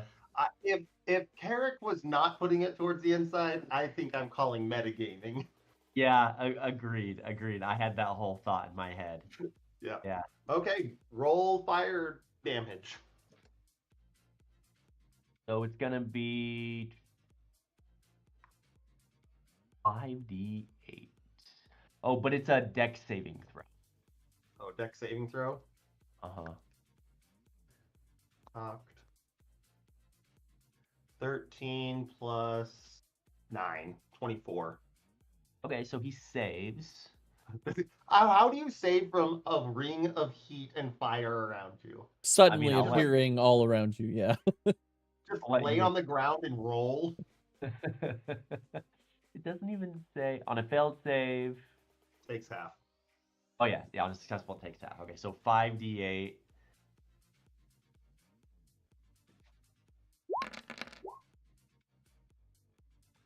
So it takes 27 divided by 2 is he takes 14 points of damage. Unless you want to overchannel again. No. Okay. You guys watch this ring of fire burst around this dude. Yeah. That brings it to you, Felix. Okay, cool. I'm gonna use my movement to get here first. And then how far is that? That's still 190 feet. So I'm gonna use another bonus action to move here. That's 60 feet. And then perfect. So and then I assume I can still see him through the flames. Make a perception check, because if you're doing an attack, I might give you disadvantage because there is flames. Perception. Yeah, you see him. He doesn't have any cover. Okay, sick. Then I am going to cast Mind Spike on him. Okay. So they're gonna they need to make a Wisdom saving throw. Wisdom saving throw. DC 15. Yes.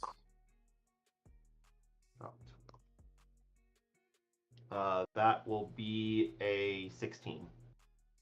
Okay, so they're gonna take 3d8 and they're gonna take half of that. Okay. 3d8, so half of 9. So 5 points of damage. Can't really tell, but this guy is looking bad. Sick. Hopefully he goes through the fire. I mean, I don't know what choice he has right now. Yeah, because he's not in dim light anymore, so he can't teleport. Also, He's in pretty bright light with being in the middle of a fire circle. So this is a concentration spell still. So up to an hour, I will always know where he is, regardless of him saving. Perfect. Christopher, that's your turn. Guess I'm just dashing to get close to him. So that's what's that, 80 feet? So see, that's 10 here, 10 there, and 75, 80. So I'm just here. Okay.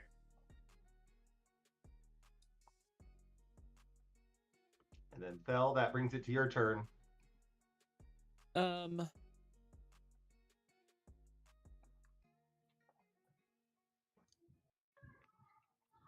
it. I wish I had last turn.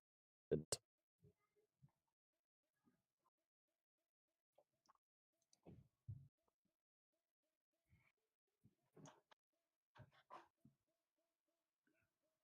I'm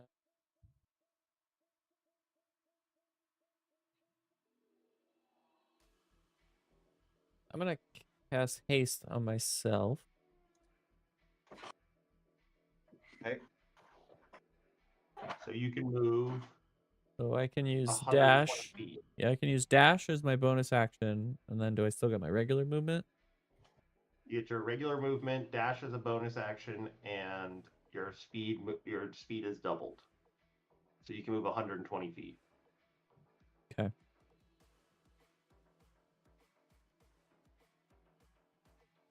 So you can essentially get to where Christopher is, and then 1, 2, 3, 4.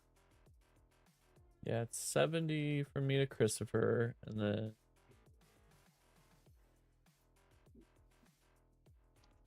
I can go another 50, so I can get to like the edge of the fire here.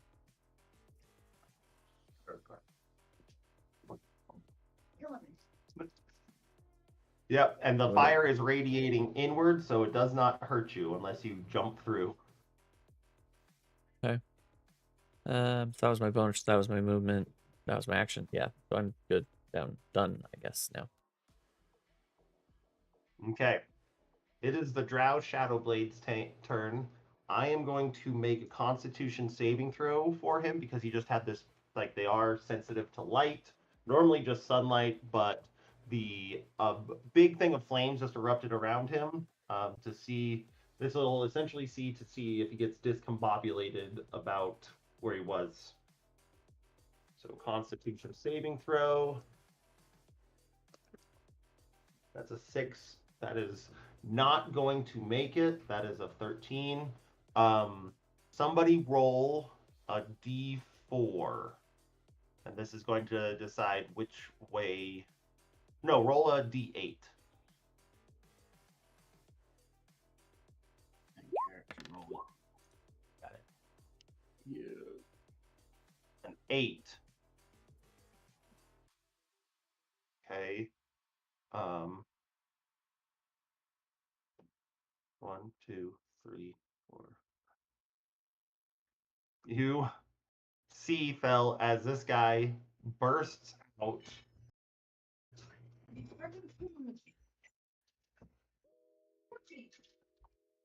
Can't win. Love you too. 10, 15, 20, 30. He bursts out of there. It's still bright enough light he can't teleport. Is kind of confused about where he is because there's no path. I suppose he needs to take more fire damage from jumping through. Just trying to look that up. Or was it supposed to be at the start of his turn last time? Oh my gosh. Stop it.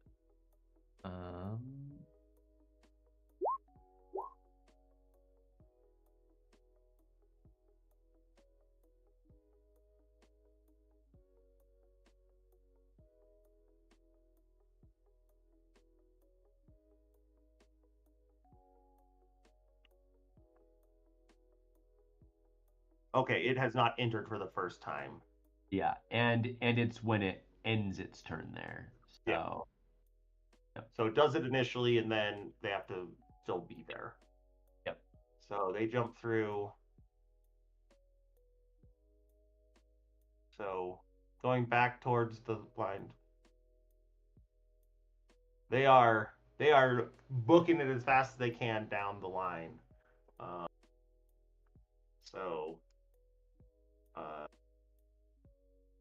Yeah, I think after that delayed it one more turn to where you have another chance to get this thing stopped.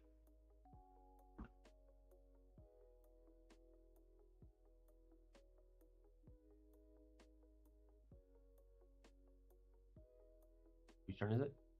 Mine? Oh, it is mine. Mm-hmm. Lame. So how far away is he now? Because you said he can run very fast. Yes, but he can't do his shadow step right now because the light's too bright from the fire. Okay. So he is currently So that's his. Okay, that's his distance. 160 feet away. Goodness gracious. So I can go 30, and then I'm still 130 feet away.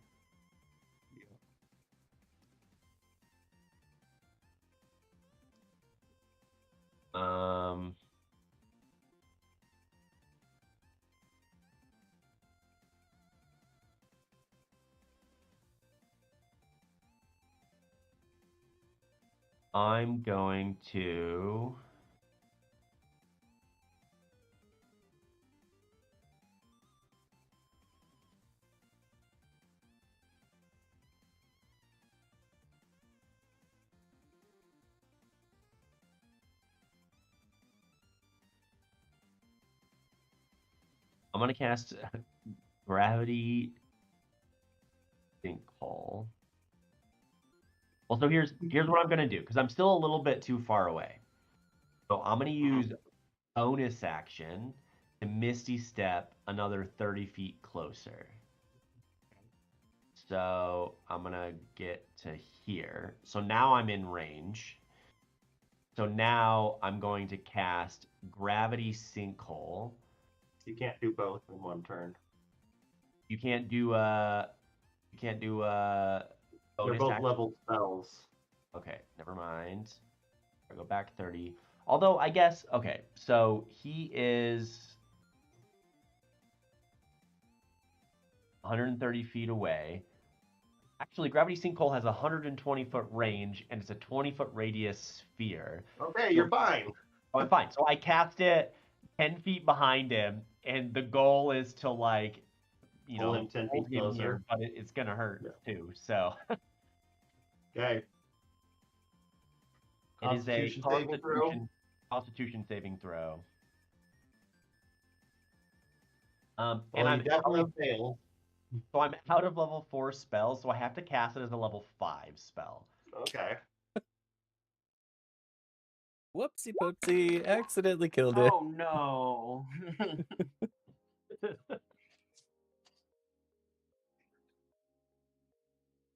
I will tell you what.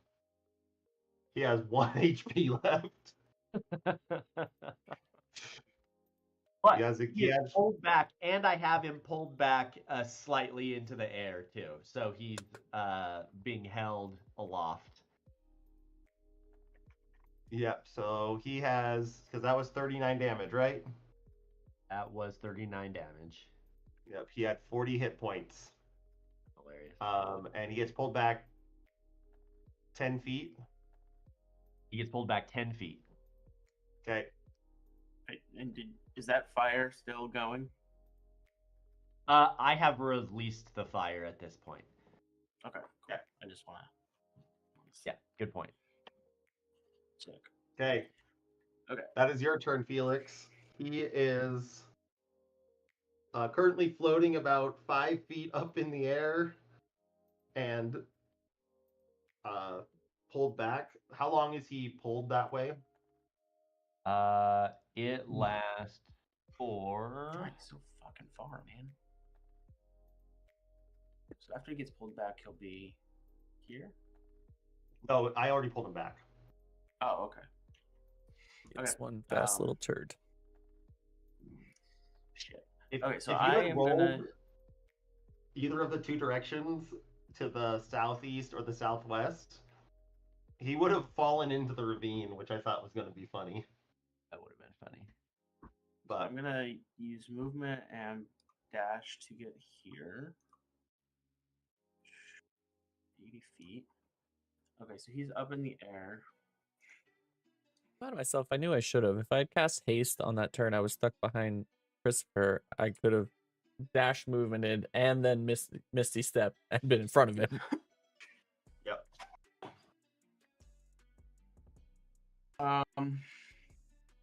Here's what I'd like to do. I would like to use my action to run and try and jump the 5 feet to get on top of him and bring him to the ground. if that's possible. Okay. So that's. And then I would like to use my. Go ahead. No, go ahead.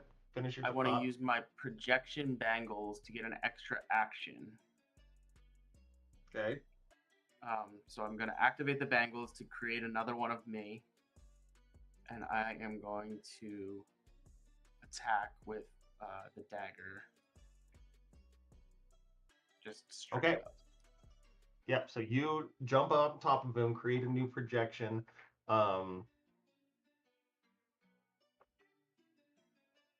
Okay. Make an athletics check to grab up and kind of grapple this guy. It'll be opposed. He'll have disadvantage because he's held in the vortex. He gets some dog shit 6. So yeah, do you come down with your dagger to, like, the projection of you comes back, like you almost just like hold your dagger out and it's grabbed by a second hand and comes down on him? Yeah. That hits, and as I've said, this guy had 1 hit point. Did you want to kill him or did you want to knock him out? I think let's knock him out because I think we didn't get enough answers necessarily from. We don't know what answers we have. Yeah. Okay. So he is unconscious. I'm gonna yell for Christopher to bring some rope.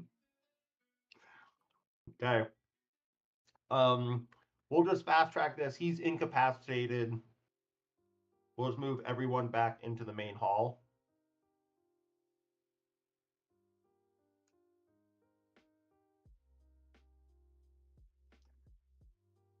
Good job. You survived. Another pretty harrowing. Everyone is just kind of fucked up right now.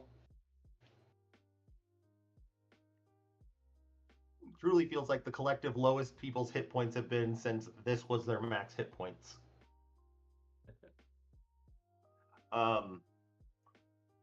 Okay, you guys are all here. You have just like tie him to one of your chairs, or tie him in a corner. Tie him to one of the armors that can animate. Yeah, I don't think he deserves to be in any of these chairs. Okay, yeah, you animate one of the armors. It stands right here, and just has him completely held. And if we haven't already, I'm gonna go secure the spear too. Yeah, it's in the. I would say it's in this room on the table there in the center. Can we put this in the bag of holding, like just to keep it out of any sneaky hands, or are we just? I'm tying it to myself. It's hoping its unwieldiness is enough of a theft deterrent. The fact that it weighs 250 pounds. That's it. I'm making like a wallet chain for that. Okay, doing a little bit of crafting. This guy's tied there. We'll just put you guys all in your chairs. Kings in the castle. Kings in the castle.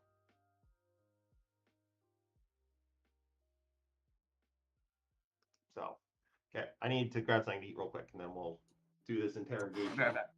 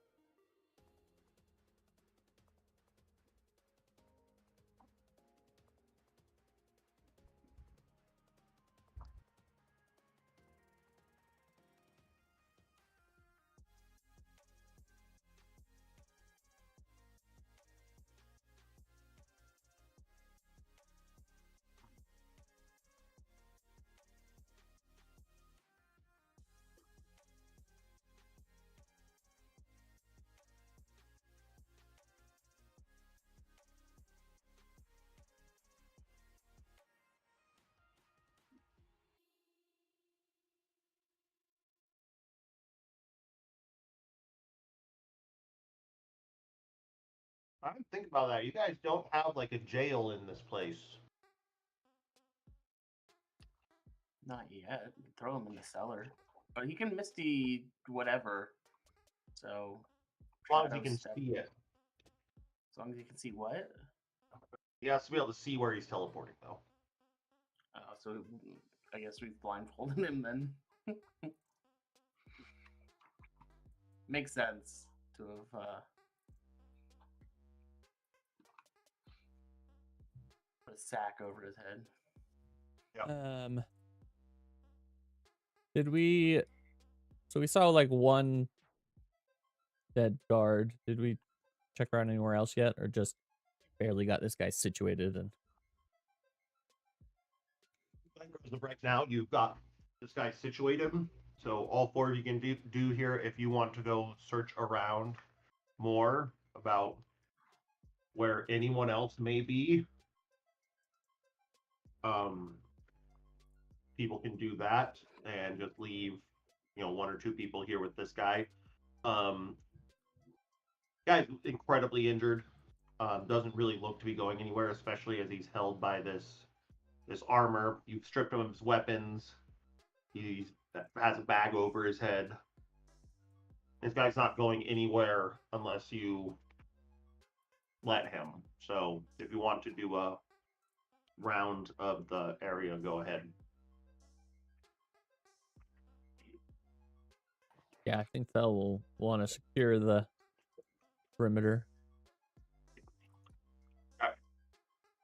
So what you do end up finding is 4 dead guards kind of throughout the different areas. Like in the look tower, there was one. In the upstairs, there was one. If you go through like the kitchen and all that, there's nothing there. Everything there kind of seems undisturbed, but that going through the barracks, everyone's rooms. Some of the rooms are maybe a little lightly tousled, but a lot of them are just barrack type rooms, so nothing really going on. So yeah, you find 4 dead guards, but then really no. Just doing a quick perimeter sweep, no sign of kind of like your hench people. So like all your hirelings, like so Tiburon, Felix's parents, Swinton. You do know that you had sent out a lot of the people already, like most of your forces, to start heading towards the warfront, so it makes sense that there was kind of a skeleton crew here. Yeah, but there was a few people like Swinton and Felix's parents. We would have expected to they were still all be here, right? Yeah, okay. But they are not here right now. Okay. As you do that, you can see on the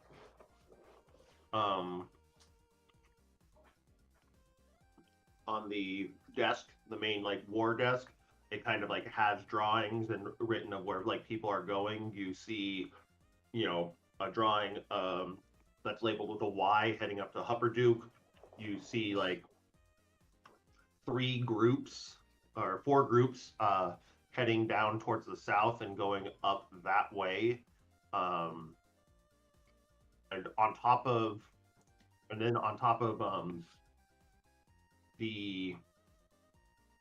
this kind of like paper written in some sort of like almost like chicken scratch, it looks just like some other note. There's a stone on it with a picture of a face going towards one side. And that's kind of investigating this area. You find kind of this note and this stone, as well as just general drawings of where people were going. And we can go to the main map. So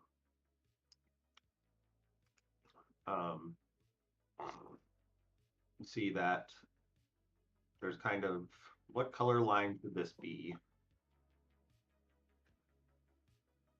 Let's do a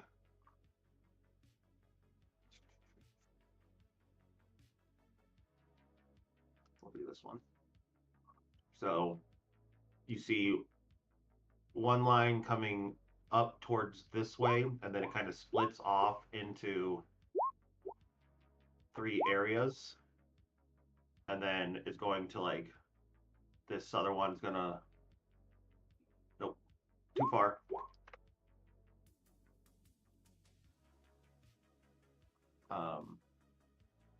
They're all looking to meet up here. And then the one that's labeled yellow is just, it's like less of a, we won't do yellow, or we will do yellow. It's more of a, oh hey, here to here, here to here. And that one's labeled with a Y. So that's kind of what you see on the map. Let me just fix this real quick.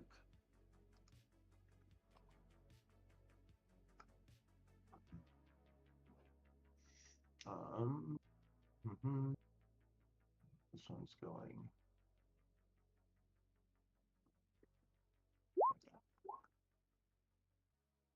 So, yeah, it looks like how they decided it's 3 groups heading towards that whole southern area, looking for more people to join you, probably led by Hammond Roos with your normal soldiers, the farmhands, probably going through that southern area with perhaps Thel's son. It doesn't quite say who's with what group, and then your other one, the outcasts, maybe going through the center, just trying to recruit anyone there. That was the plan, at least. And then, yes, very much you see the plan was for Ginra to go to Zadash, and then it looks like has some way of getting up to Hupperduke. But from that, you have this note on written in a language you can't read, Thel. But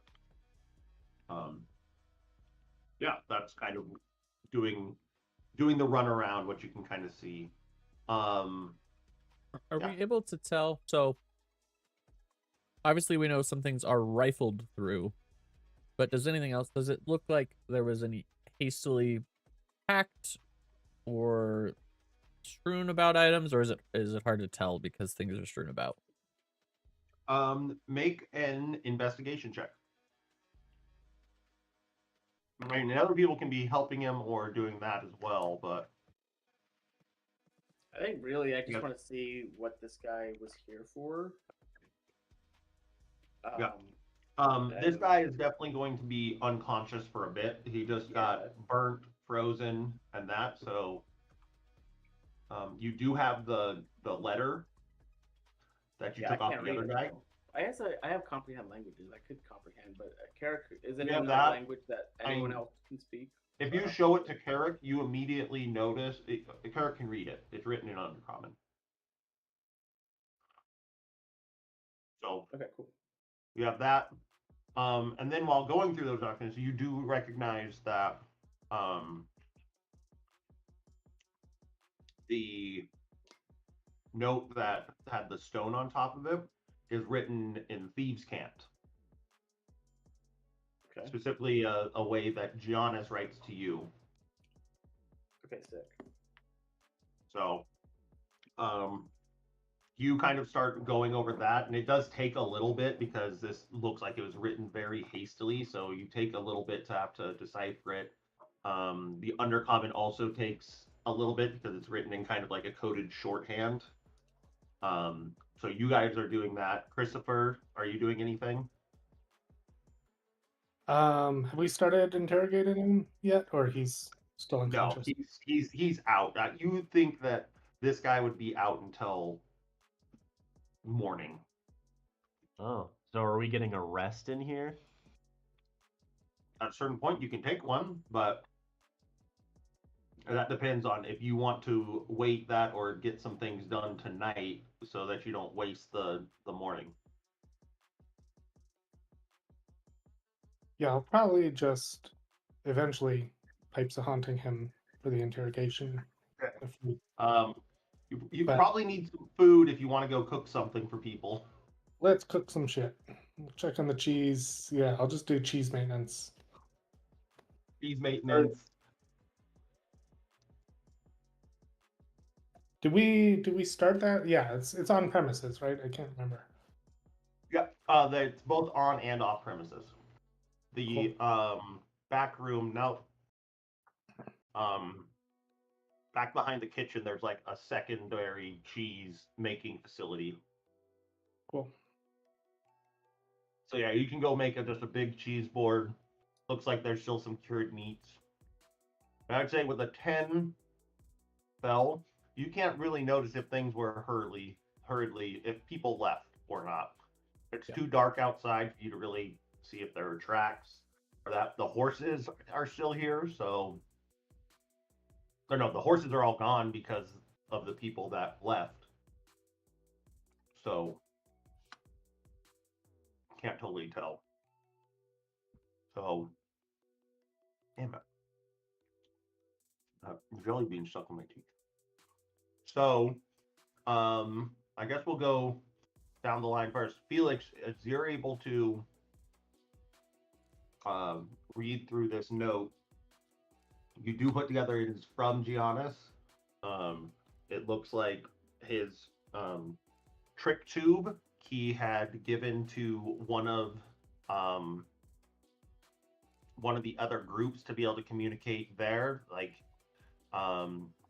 he figured you would be coming back here and he'd be able to, talk to you, because at a certain point, him talking from here isn't going to be useful.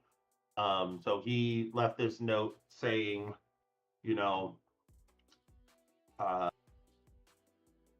guards patrolling have kind of seen some weirdness out in the woods, kind of like a foraging party that doesn't make sense out here. So we're going to relocate to the actual like main hidden cheese fortress, and take all of us and just leave a skeleton crew here to make it at least look populated and that. So hopefully, if it is just some foragers, but can't be too careful. And also that before coming back from Zadash, Thel's son left us this stone in case we needed to get in touch with his party. It has 2 charges a day to talk. Like, hopefully this gets to you and we don't have to leave, but if so, this is how you can get in touch with, that lower or one of your groups. And you can probably get in contact with Ginra using the trick tubes. So that's who he gave the tubes to, was Yinra? Yeah, he gave the tube to Yinra, and Thel's son came back with a sending stone that you can twice a day send and receive a message.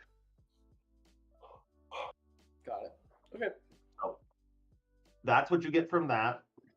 And that that they are most likely holed up in your cheese fortress.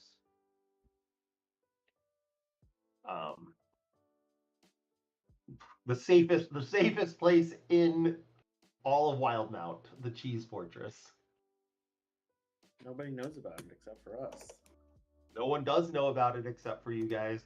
And if you go on other sides of certain doors, it's just laden with traps. Because you only solved about half of the traps in the entire place and said, fuck this. Well, we know what the traps are at this point, I hope. Yes. Everything is mapped out correctly, but yes. Guys, look at this map and tell me, have we drawn enough lines on it? It's kind of like a shitty transit map.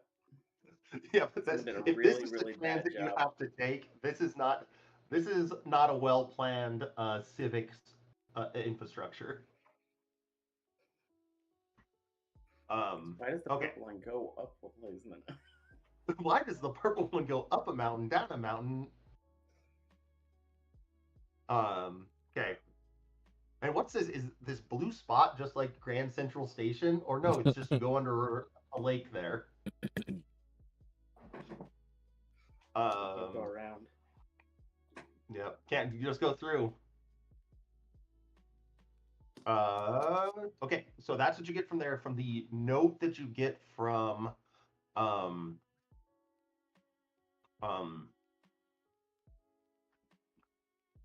the drow captain that you had killed upstairs,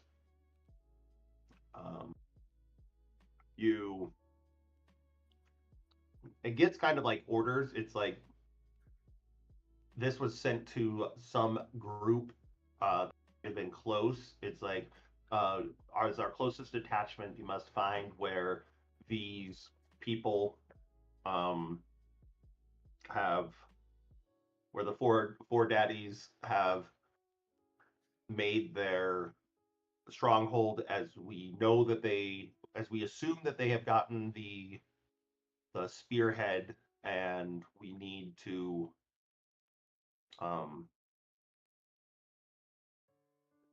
steal it or get it back, depending. Like, we know that it probably will not be ready for use, but if there's anything we can do to disable their ability to use it, we imagine that they are on track to do that. And whenever you are done, meet us, or upon success, it doesn't even say if you fail, it's like upon success, meet back in Asarius. We are getting the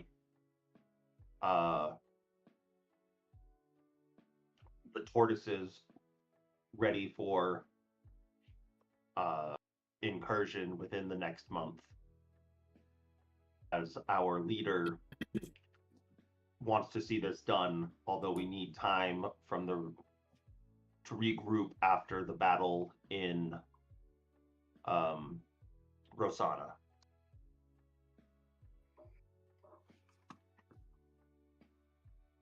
So, want more about that? That's kind of just, they were the closest here. They had to come and try and find where your place was. They found it. We're trying to like figure out where you guys were and how they might do that. You just happened to land back at the right time, and that they were supposed to head back to Asarius,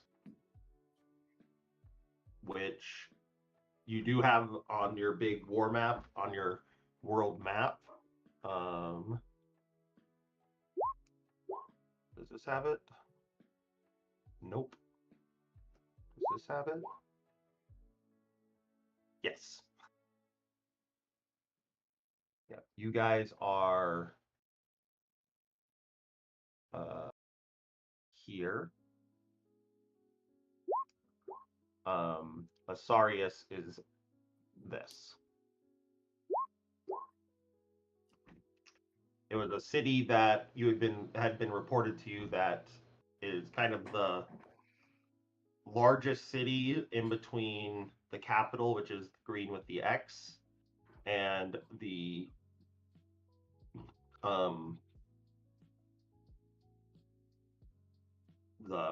garrison on that, and that this had been taken over by the bad guys, and that now they're preparing the tortoises for whenever these get here. But it seems what you can infer is that getting the spear back to Rosanna is very dangerous, as there's something happening there that it'd be safer to have it closer on the front lines, even as perhaps as a, it goes on top of one of whatever these turtles are, and is a standard bearer that you're doomed, your biggest weapon is gone. That would probably be what like Thel puts together with his army experience. So that's that. All that information.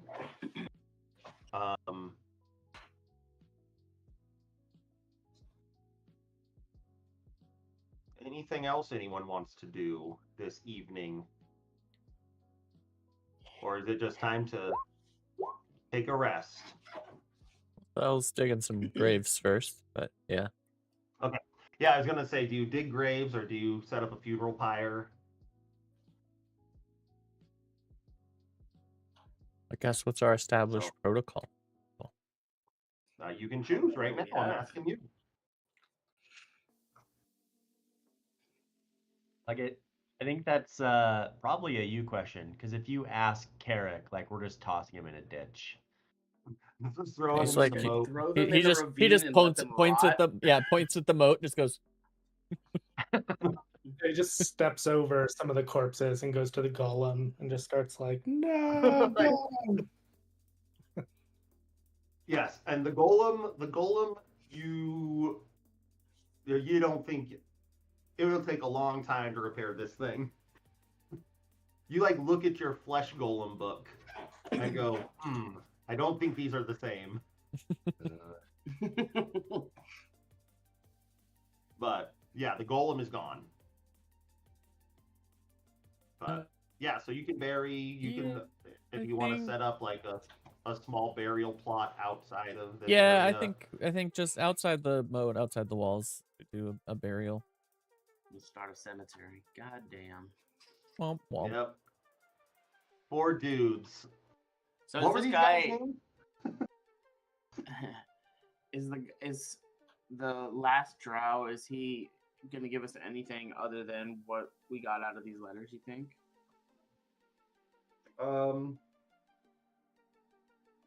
Make an intelligence or insight check. Make both. Intelligence. Not great. Also not great. You think there is 100% chance that this guy will not talk to you and doesn't have any worthwhile information. You are set on what you have. So, more importantly, Carrick has a new torture spell. I was gonna say, I don't know that will This is so persuade on us. brand. Just because we think we know everything doesn't mean that we're still not gonna poke him with something sharp. I didn't get anything out of him. I'm gonna leave him to Carrick and see if he can get anything out of him magically. I don't know anything about this torture spell because this is new, right? This is new, yeah. So it would have to be after a rest because it's one of the new spells. Yeah, Okay. you guys like that's kind of where you're at. It's do these things and head off, directly to go meet up with Yenra, or go off and try and meet up with these people downtowns, or not downtown, down in the villages, or split up. So it's all just a time thing. If you guys want to wait. Yeah, I think we can rest some more. I think you need to sleep, but yeah, I think I'd like to rest, but I'd also like to message to Yinra about us getting burgled and whatever plans that they have, and see how soon we can meet at the garrison. Let her know that we've successfully recovered the Thunderspear, the spear. Yep. You have the Thunderspear. Yenro is going to look for a device to throw it, thinking about Hupperduka, and she lived there for a while, and you have your contact with Left Tinkertop there that might be able to help. You write out this message. It is like 3 a.m, so you probably are gonna have to wait until the morning to get a response. That's fine. So you do that, writing that out. We bury people. And yeah, I guess you all take a rest at that point. Go ahead and take a long rest.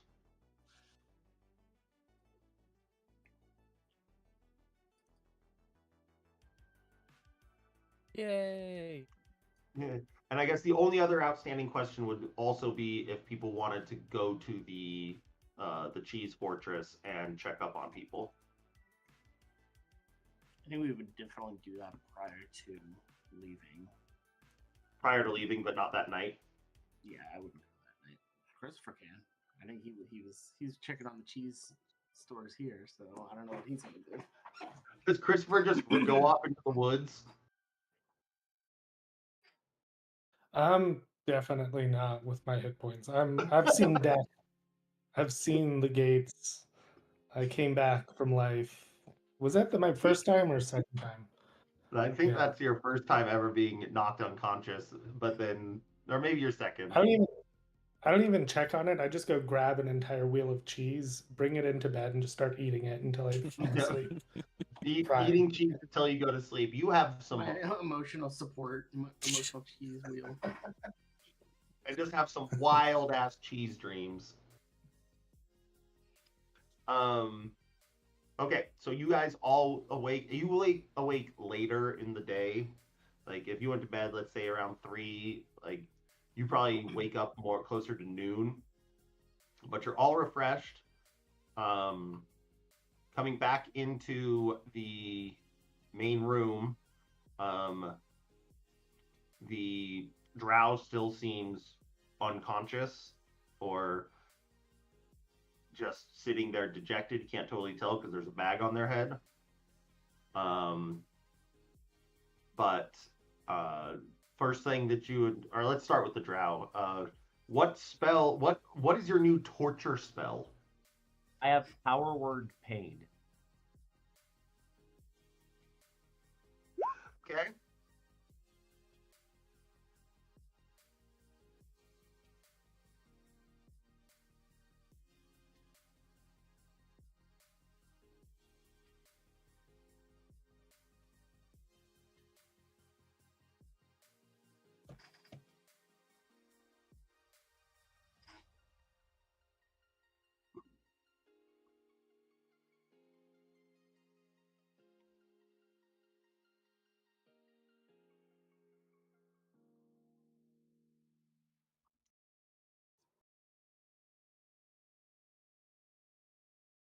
Okay.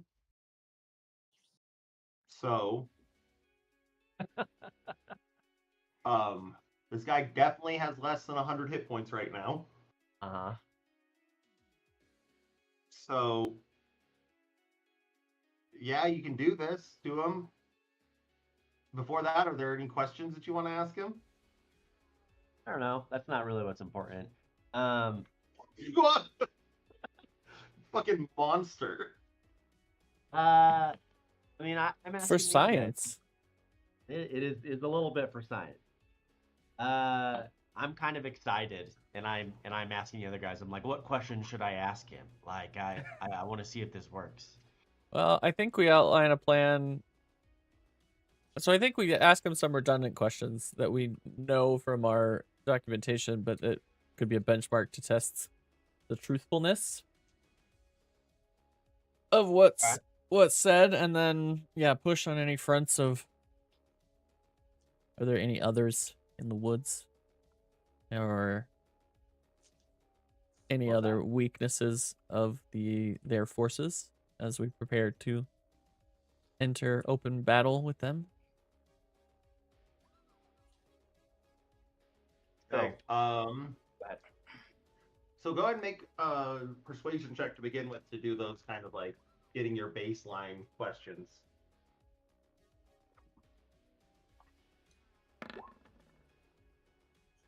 Yeah, 23. Thel's interrogated a prisoner of war too, so. Or 5 or 50. You come and are able to kind of rouse him. We're definitely doing good cop, bad cop situation here.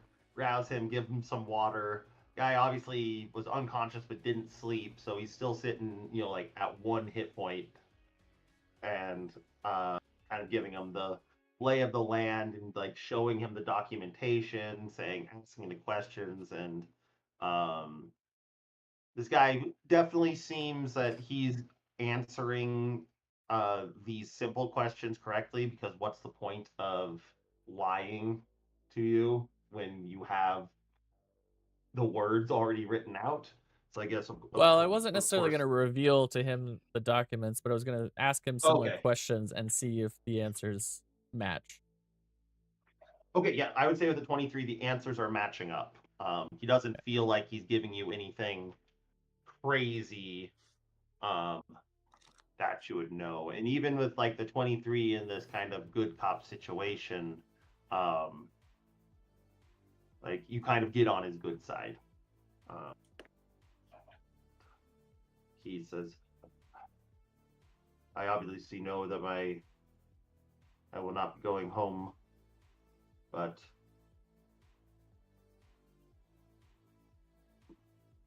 you seem a decent man.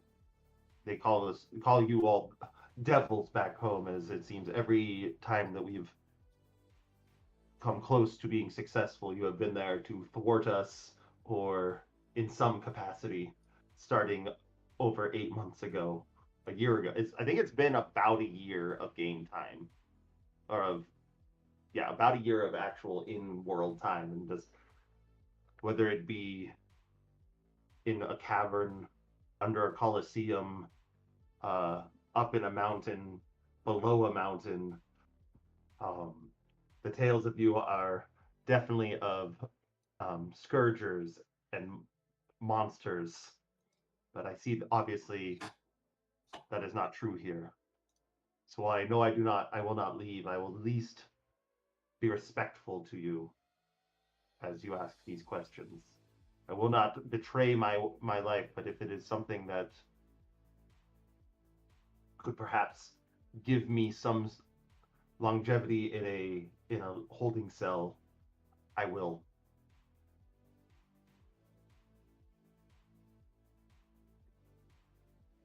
Okay. So go ahead and ask away. Yeah, I look at him and I'm just like, well, one of us. Don't mind him. He's little. I don't know what the word for it would be. Psychopathic. Maybe that's the word. Yeah. I say it like it would be like jokingly, like, oh, he's just a little quirky, but it's just totally like he's just insane. Believe us that the stories of that one go far. We know that at least the two of you larger men go and fight honorably, although with and that. But we've heard story of the mad wizard.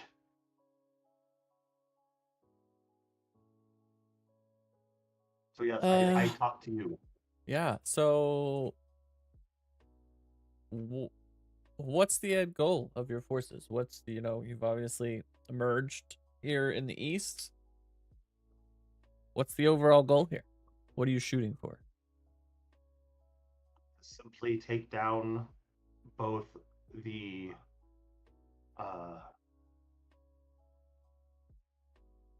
heretics in our own country, and then spread the darkness of our queen to the west, where we may flourish, as the resources are plenty here.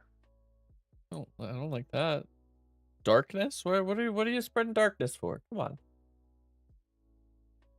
As you can see, he like reaches his hand out into the sun, and you can see it immediately start like not burning, but like getting red and a little rashy. It's simply a means of survival, not a means of... Oh, like literal dark. Okay, not like evil dark. Got it. Okay, cool. No, but he shuts up. We just wish to go back to the old times of the drow worshipping wolf, before Those gods destroyed her and sent her to the abyss. We just wish to bring her back. Is that so bad that we want our god back? You know, honestly, same. Same. It would be good if my god was back too. Yes. But your god got to flee by choice. Mine was buried underneath a city that built on top of it, layers and layers, down into the 678th pit of the abyss. There must be retribution for what they have done to my lord. What does Thel know that their god has done? Like, why? Lolth, the Spider Queen, is the mother of lies. Okay, all right. I would say that's probably about what you know, and what you would also know that in a combined effort of Bahamut and mainly Cord, though, banished her to the 638th level of the Abyss,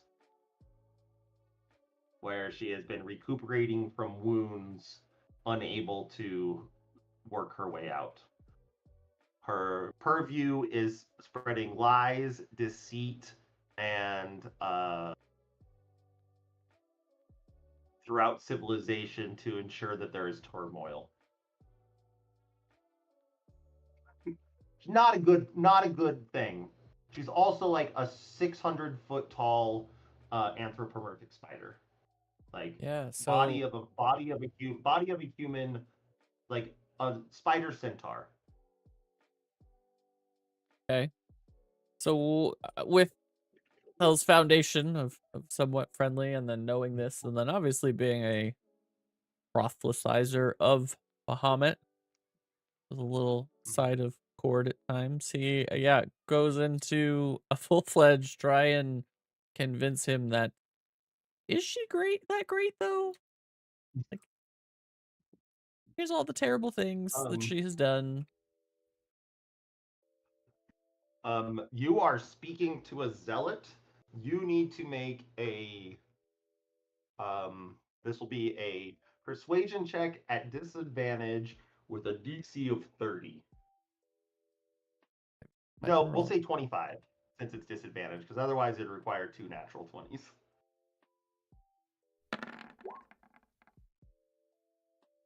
No, a 15's not gonna do it.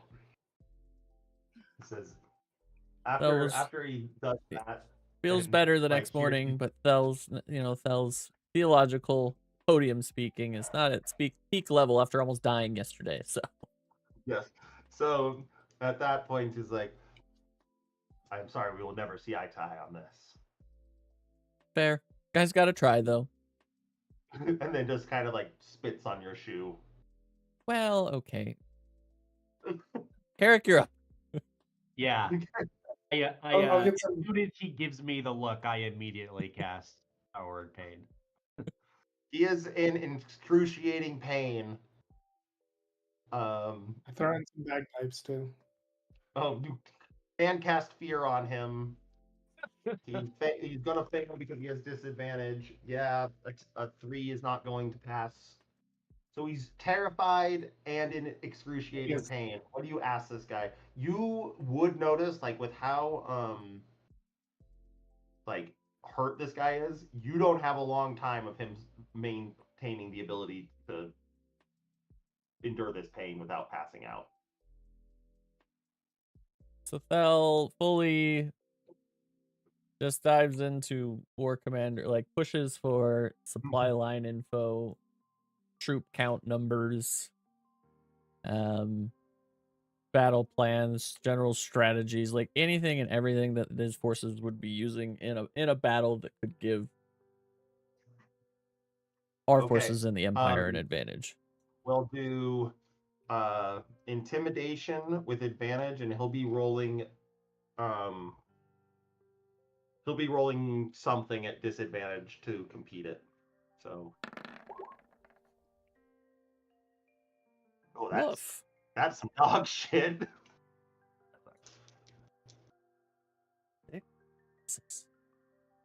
6 was the good roll. 8 plus what is this guy's stats?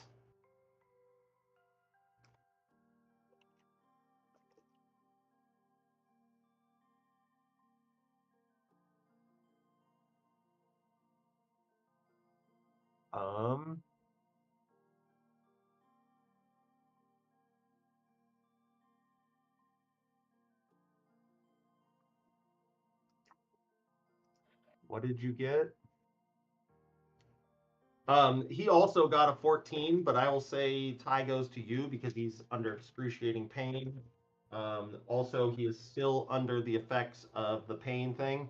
So he does start to, like, you see him starting to lie, but you can see through it and sees that, yeah, I just have to do something, even if it's just to make this pain stop and they'll kill me afterwards. What you do learn is that they were kind of the last group one of the last groups within this area. Most everyone has been drawn back to either Asarius or even further back to regroup to kind of make this final push. And that Asarius is going to, like, to the best of their knowledge, be the first prong, and then there will be a second prong, but he doesn't have any information about that. He's just got like high level, but that that is kind of the point, is that there will be a large force, specifically of hobgoblins and whatever they've taken from Asarius, coming from the south, and then whatever is coming from the east, which he is not privy to. And then any specifics on the, like, narrow down the area of where any other group of the forward groups might still be, the few that are left? That are like in like the more spy type groups that are in the Empire. Any forward infiltrating he groups. gives you that they are about it, and if anyone, it'd probably be up in Rexentrum or that. But having had the old spy master be found out to be on their side, that's mostly been expunged, and kind of the spy efforts have to be kind of done at this point. So, yep. At that point, he passes out. And I would say you do not think that this guy has much more information to him. Carrick just makes some notes in his spell book. Who knows what those notes say? If too hurt, will pass out. Okay. Yeah. What do you do with this guy? I think someone should put him out of his misery. I'll just pick him up and toss him in the moat. While still trapped in the chair. No, Thel gives it a little sword out prayer moment, and then, lops his head off, I guess.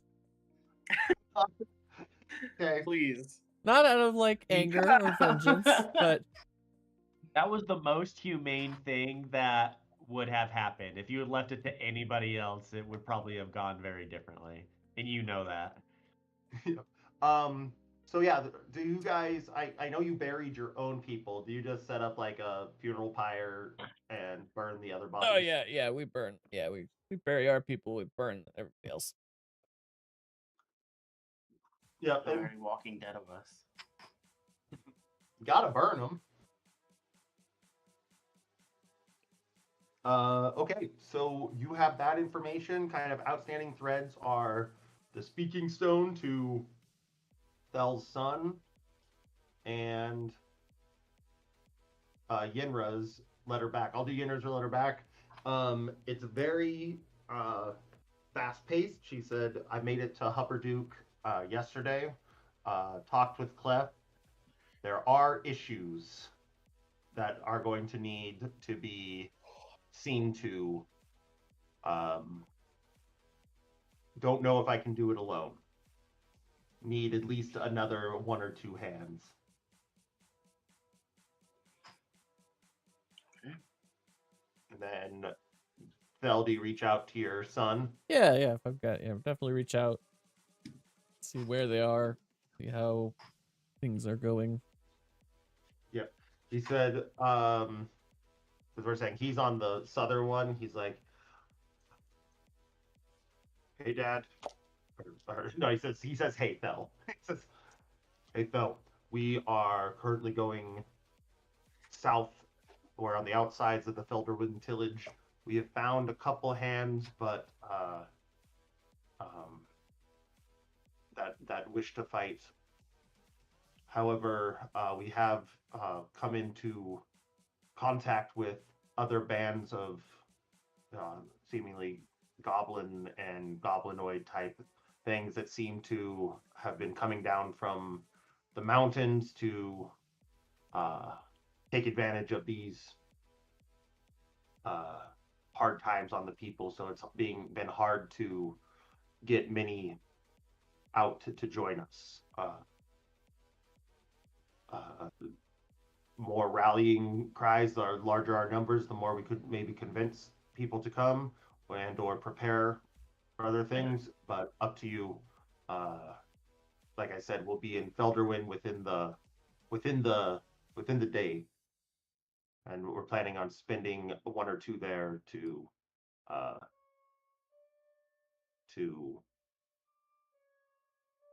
try and recruit.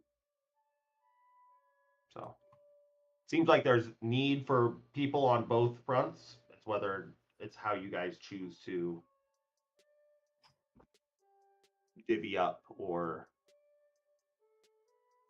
do that.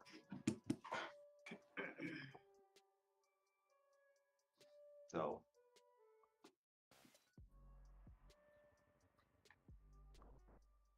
should we do? Okay, so both places need help.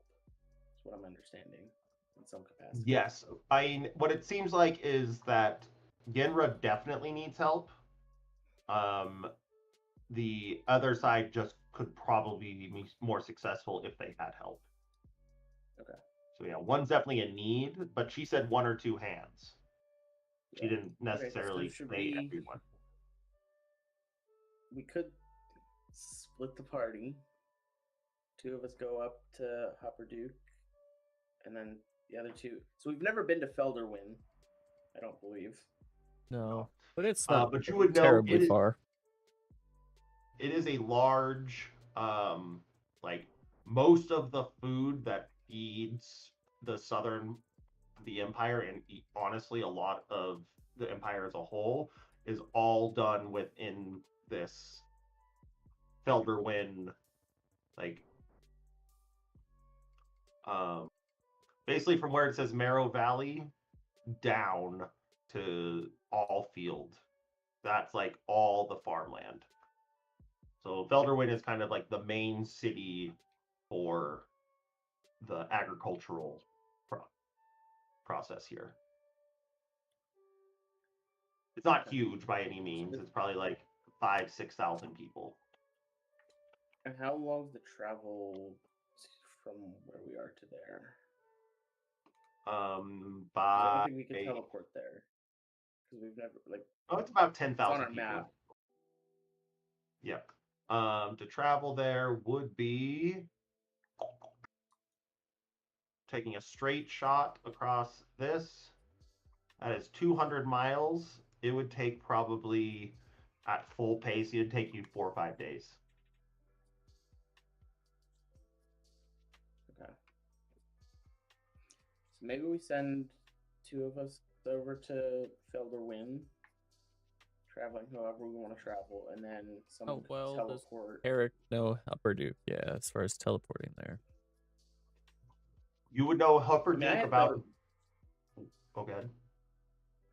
I have the Wind 'em Up Loud Boy, the last one, and I wonder if we could use that as like we got this from Hopperduke, because that's the only place we could have gotten it from. Yes, it is. So yeah, you definitely have something that could get you there easily. And even if you didn't, you guys spent a good week, 2 weeks in Hopperduke. So you would have a very good chance of getting there. Felderwin, you know about. Yeah. So it makes sense for us, I think, to send 2 people on foot to Felderwin, and then 2 people up to Hupperduke. Probably pair up a beefy boy and a magic boy to each. Yeah. Or you could try teleporting to Felderwin and wait a day and teleport back to Hupperduke. So there's. Yeah, we could do that. That as well.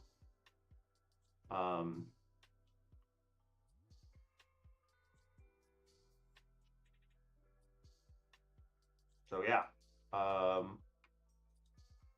Time, like we said, is of the essence, but from the information you've gathered, you would think that the Asarius was trying to build and be ready to attack within the month.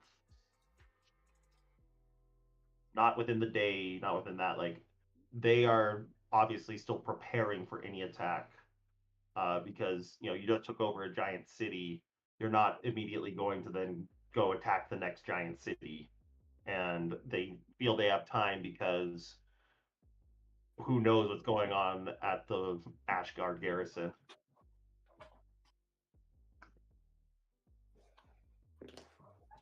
So, does anyone have any strong opinions? Yeah, I think Thel would definitely plan on heading to Felderwin. No issue just setting out and, hard riding Steve the horse to the. Well, no, actually, I have an upgraded version of that. But I'll have to look at it. Yeah, greater steed. I don't know if that gets me any bonus travel time. You could have a flying steed. Ooh, yeah, Pegasus or a griffin.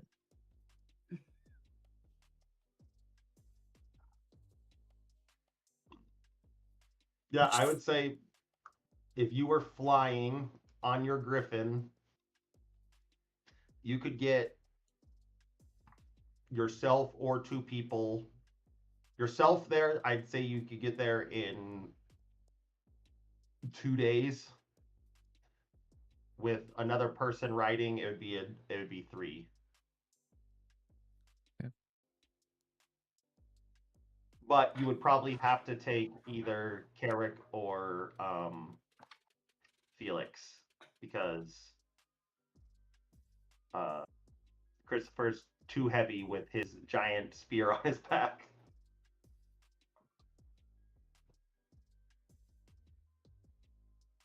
So. Okay. I think it makes sense to just split us up, and I'll go with Thel to Felderwin, and Carrick and Christopher can go up to Hupperduke and see if they can resolve that problem. Okie doke. I guess worst case scenario, they would transport down to Felderwin and somehow. You know, every day you get one chance at getting somewhere. Yeah. But it does use Carrick's most powerful spell. Okay. So, is there any reason to think that Felix helping, like whatever the politics is going to be needed to find the technology, would Felix help more with that? With Yenra? Just confirming the logic of the split. Well, I guess Carrick for sure has to go. Yeah, so okay. And it doesn't make sense to take both. That's the hard thing is you probably have the 2 most in tuned with the current plans people, and the going to one thing, and the 2 people that one of them just wants to read a book and the other one never wants to read a book going to the other one. Just wants to go cook. the book and cook boys. Yes. So it's I mean, but Yenra's there, and Yenra will know what's going on. Yeah, because Felix can give Yenra the full download. Yeah, so okay. Yeah, I mean, I can send one more tube to let them know that we're sending these 2. Tell you where to meet. Yeah, even if Carrick's not the most charismatic, friendly guy, he knows. He's smart. He can figure out. Problem is need to launch large spear. Got it. Yeah, exactly. Maybe he can help in some way. I'm sure. So, and honestly, what it sounds like is the more charismatic people are needed in Felderwind to try to recruit. True. So. Okay. So, was there any other outstanding issue here? I do think we want to check on our cheese fortress folks before we depart. Yes, Make sure everyone's okay.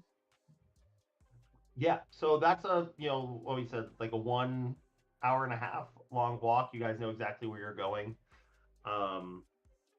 When you come to the cheese fortress, you notice that like the entrance that used to be pretty easy to find is completely covered in moss and looks incredibly hidden. The old hole that you could fall down into is filled and like not only just filled with like, oh, they put a board on it. It's like they must have done something, because walking across it doesn't just feel like, oh, I'm walking on top of a board. It's like maybe they did like lattice work underneath with that and filled it in with dirt. So this place is hidden as hell. The only reason you're able to find it is because you know where it is. And you're able to like push apart the moss and start going at the door. The door is locked.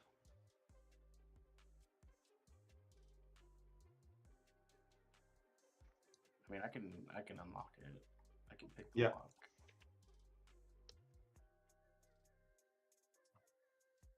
You need me to roll a thieves tools to pick? Yep.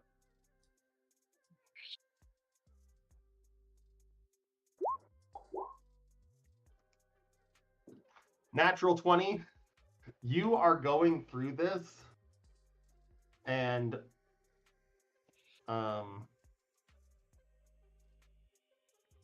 like kind of moving, and then you realize like halfway through that there's a magical barrier holding this lock, but you're still able to like push through and like find like the mechanism, like where the magic was. It like is only sitting on the front, and you're able to get behind it at that barrier, and you unlock this lock.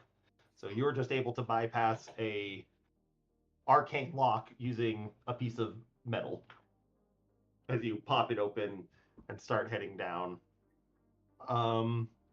Heading down, it's incredibly dark. However, down at the base, you do see like just small flickering lights. Do you all announce yourselves? Yes. Daddy's home. Yeah.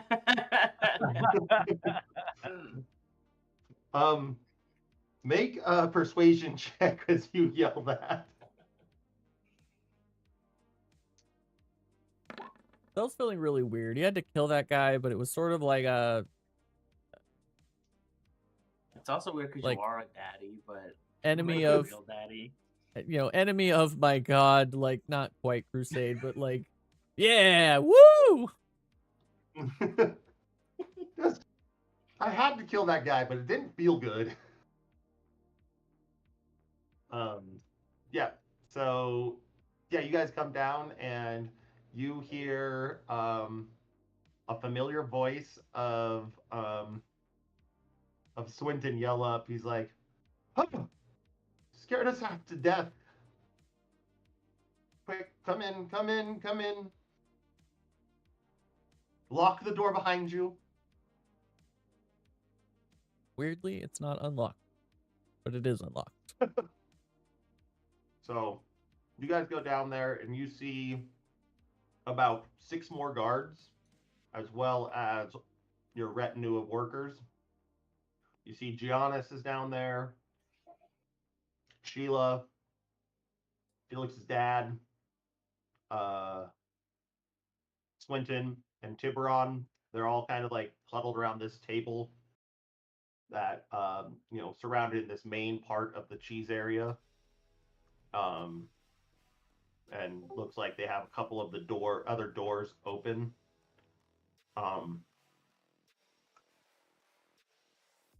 yeah, there's all of that going on. They say like, you've made it back. What of the hall? We left as fast as we could. We saw some people had noticed people incoming from the watchtower, so we went out the back and looped around here. Was it just scavengers or that, or was our caution correct? You made the right decision. Yeah, your retreat was well planned and well needed. It was Drow advanced forces. We did attack. The remaining guards didn't make it. You did a number on our golem, Swinton. I know you can't. You see Tiburon go, son of a bitch. You guys can kind of work on that as you find the time. Just repair it. That's just your abilities. It will be of the most importance. Are we free to return there, or do we think we should stay hold up here? We lost some men, but I think you'll be okay to return. I don't expect any more visitors. Yeah, we wouldn't expect any more visitors, but remain vigilant as you did before. If anything feels off, definitely retreat back here. Swinton and I have been talking about perhaps lacing some of the roadways with early alarm that could possibly let us know what comes, and we will be able to retreat and have our go bags packed so we aren't as caught unawares. Yes, we had to leave quite a few things there. I hope that they did not get into our study and steal this. He was only able to take these, and he hands you 3 greater healing potions. Swinton made these. My work sadly had to stay, and it's still under construction. I did not have time.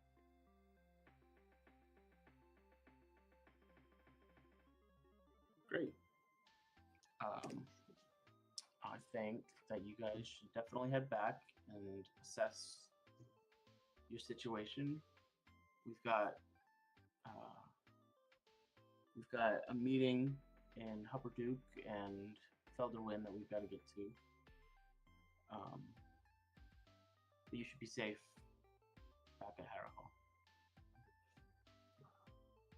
Wonderful. Your parents come up to you and put their hands like, glad to see you back as well. And who knew the life of a cheesemonger tied to some adventures would be so exciting, but we're okay. We're okay.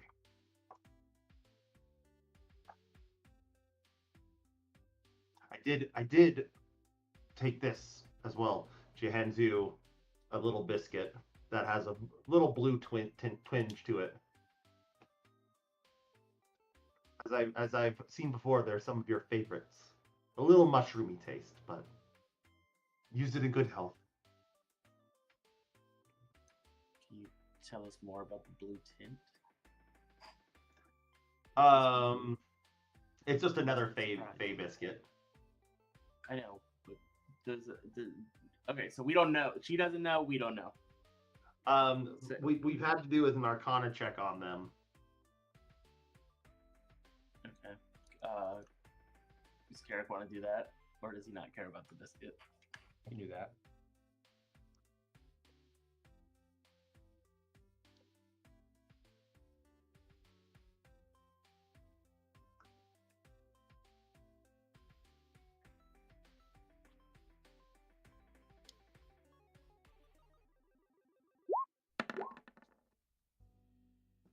Yes, you know exactly what this is. Roll a D100.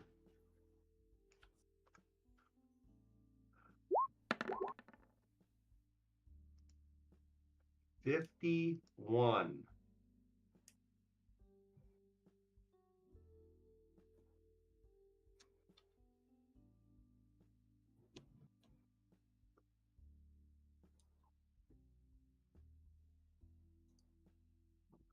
Loading.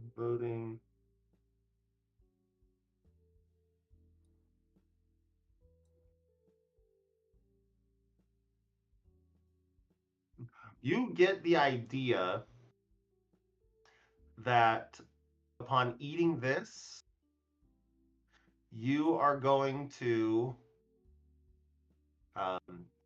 be enshrouded in some sort of obscuring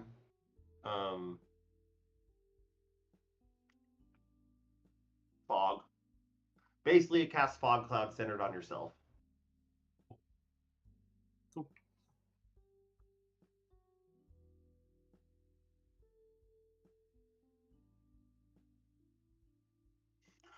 My favorite one is if you die within the next minute, you immediately come back to life as if by the reincarnate spell. And on the reincarnate spell, if I'm correct, you roll on a random table.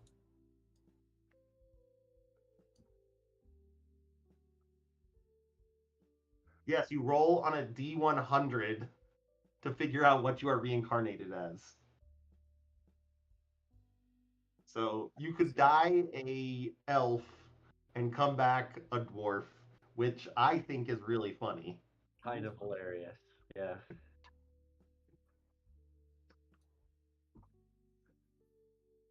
The only thing that changes is its racial traits. Everything else is exactly the same. And you need rare oils and unguents. Does everyone recognize you, or are you technically like the same stats and a new being? It's just giant. The reincarnated creature recalls its former life and experience. It retains the capabilities it had in its original form, except it exchanges its original race for the new one and changes its racial traits accordingly. So you remember, but nobody else does. Everyone else is like, "Who are you?" Which would be wild in an instant, you know. Yes. Die, respawn, different person. What the fuck? Actually, that's probably the best way for it to be cast, because if you have any other like lag time, people leave you or lose line of sight of you, and then you come back as a different person, having to convince them that you are you. Yeah. The weirder part is that it doesn't say how. It just says it forms a new adult body. So like the other body just turn into goo and turn into a new one. That would be a fun one to see built out in a visual medium. Yes. How would you display that? You go from a gnome to a Goliath. You suddenly grew 3.5 feet. Okay.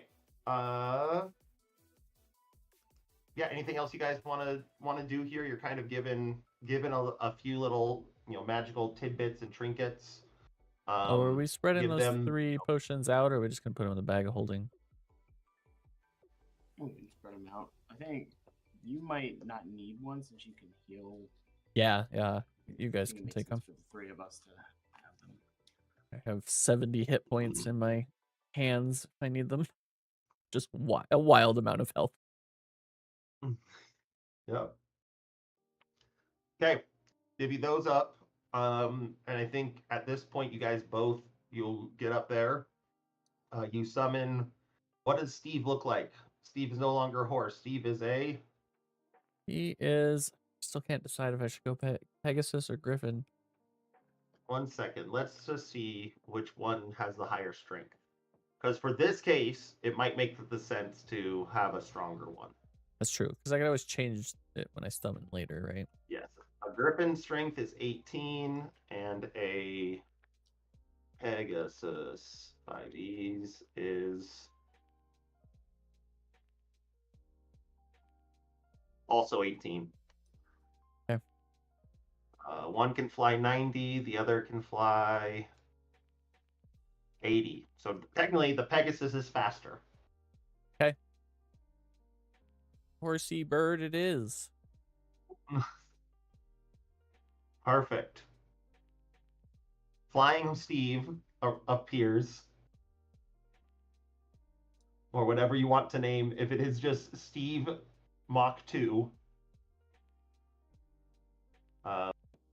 And flies off with you and Felix. You have about, like what I say, 2.5, 3 days of travel to Felderwin. And the other group is going to teleport to Upperduke. So, except for you already used your 7th level spell on Power Word Bane. Oh no, he has to wait another day. Look, totally worth it. Yeah, you and Christopher walk down towards back to Harrow Hall, have a nice evening with everybody, get some good rest in.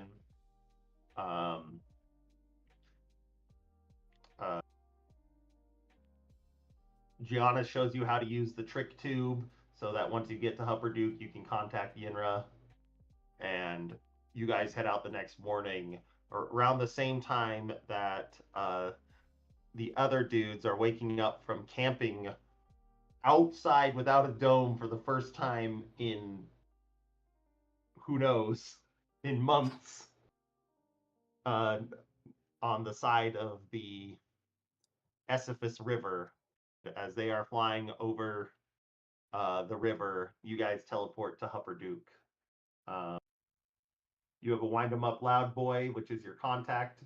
That's going to take you directly into Clef Tinkertop's shop, which you guys land and scatter a whole bunch of papers as you land on top of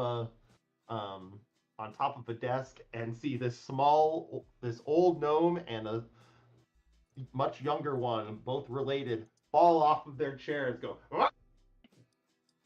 I think that's where we'll end. Hell yeah. Cool. Delete wind 'em up loud boys off of my sheet finally. Finally, no more now you have a wind 'em up loud boy in your inventory, Carrick or Christopher, whoever wants it. It may Can't come open in my use. character sheet. May come in use in another 30 sessions. So, well, perfect. Well, very good job. On to the beginning of the last leg of the adventure. Hell yeah. Good fun. Thanks, Scott. Yeah, no problem. Okay, yeah. I guess next session, real quick.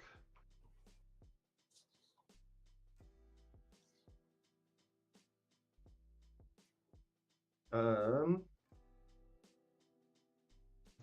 am good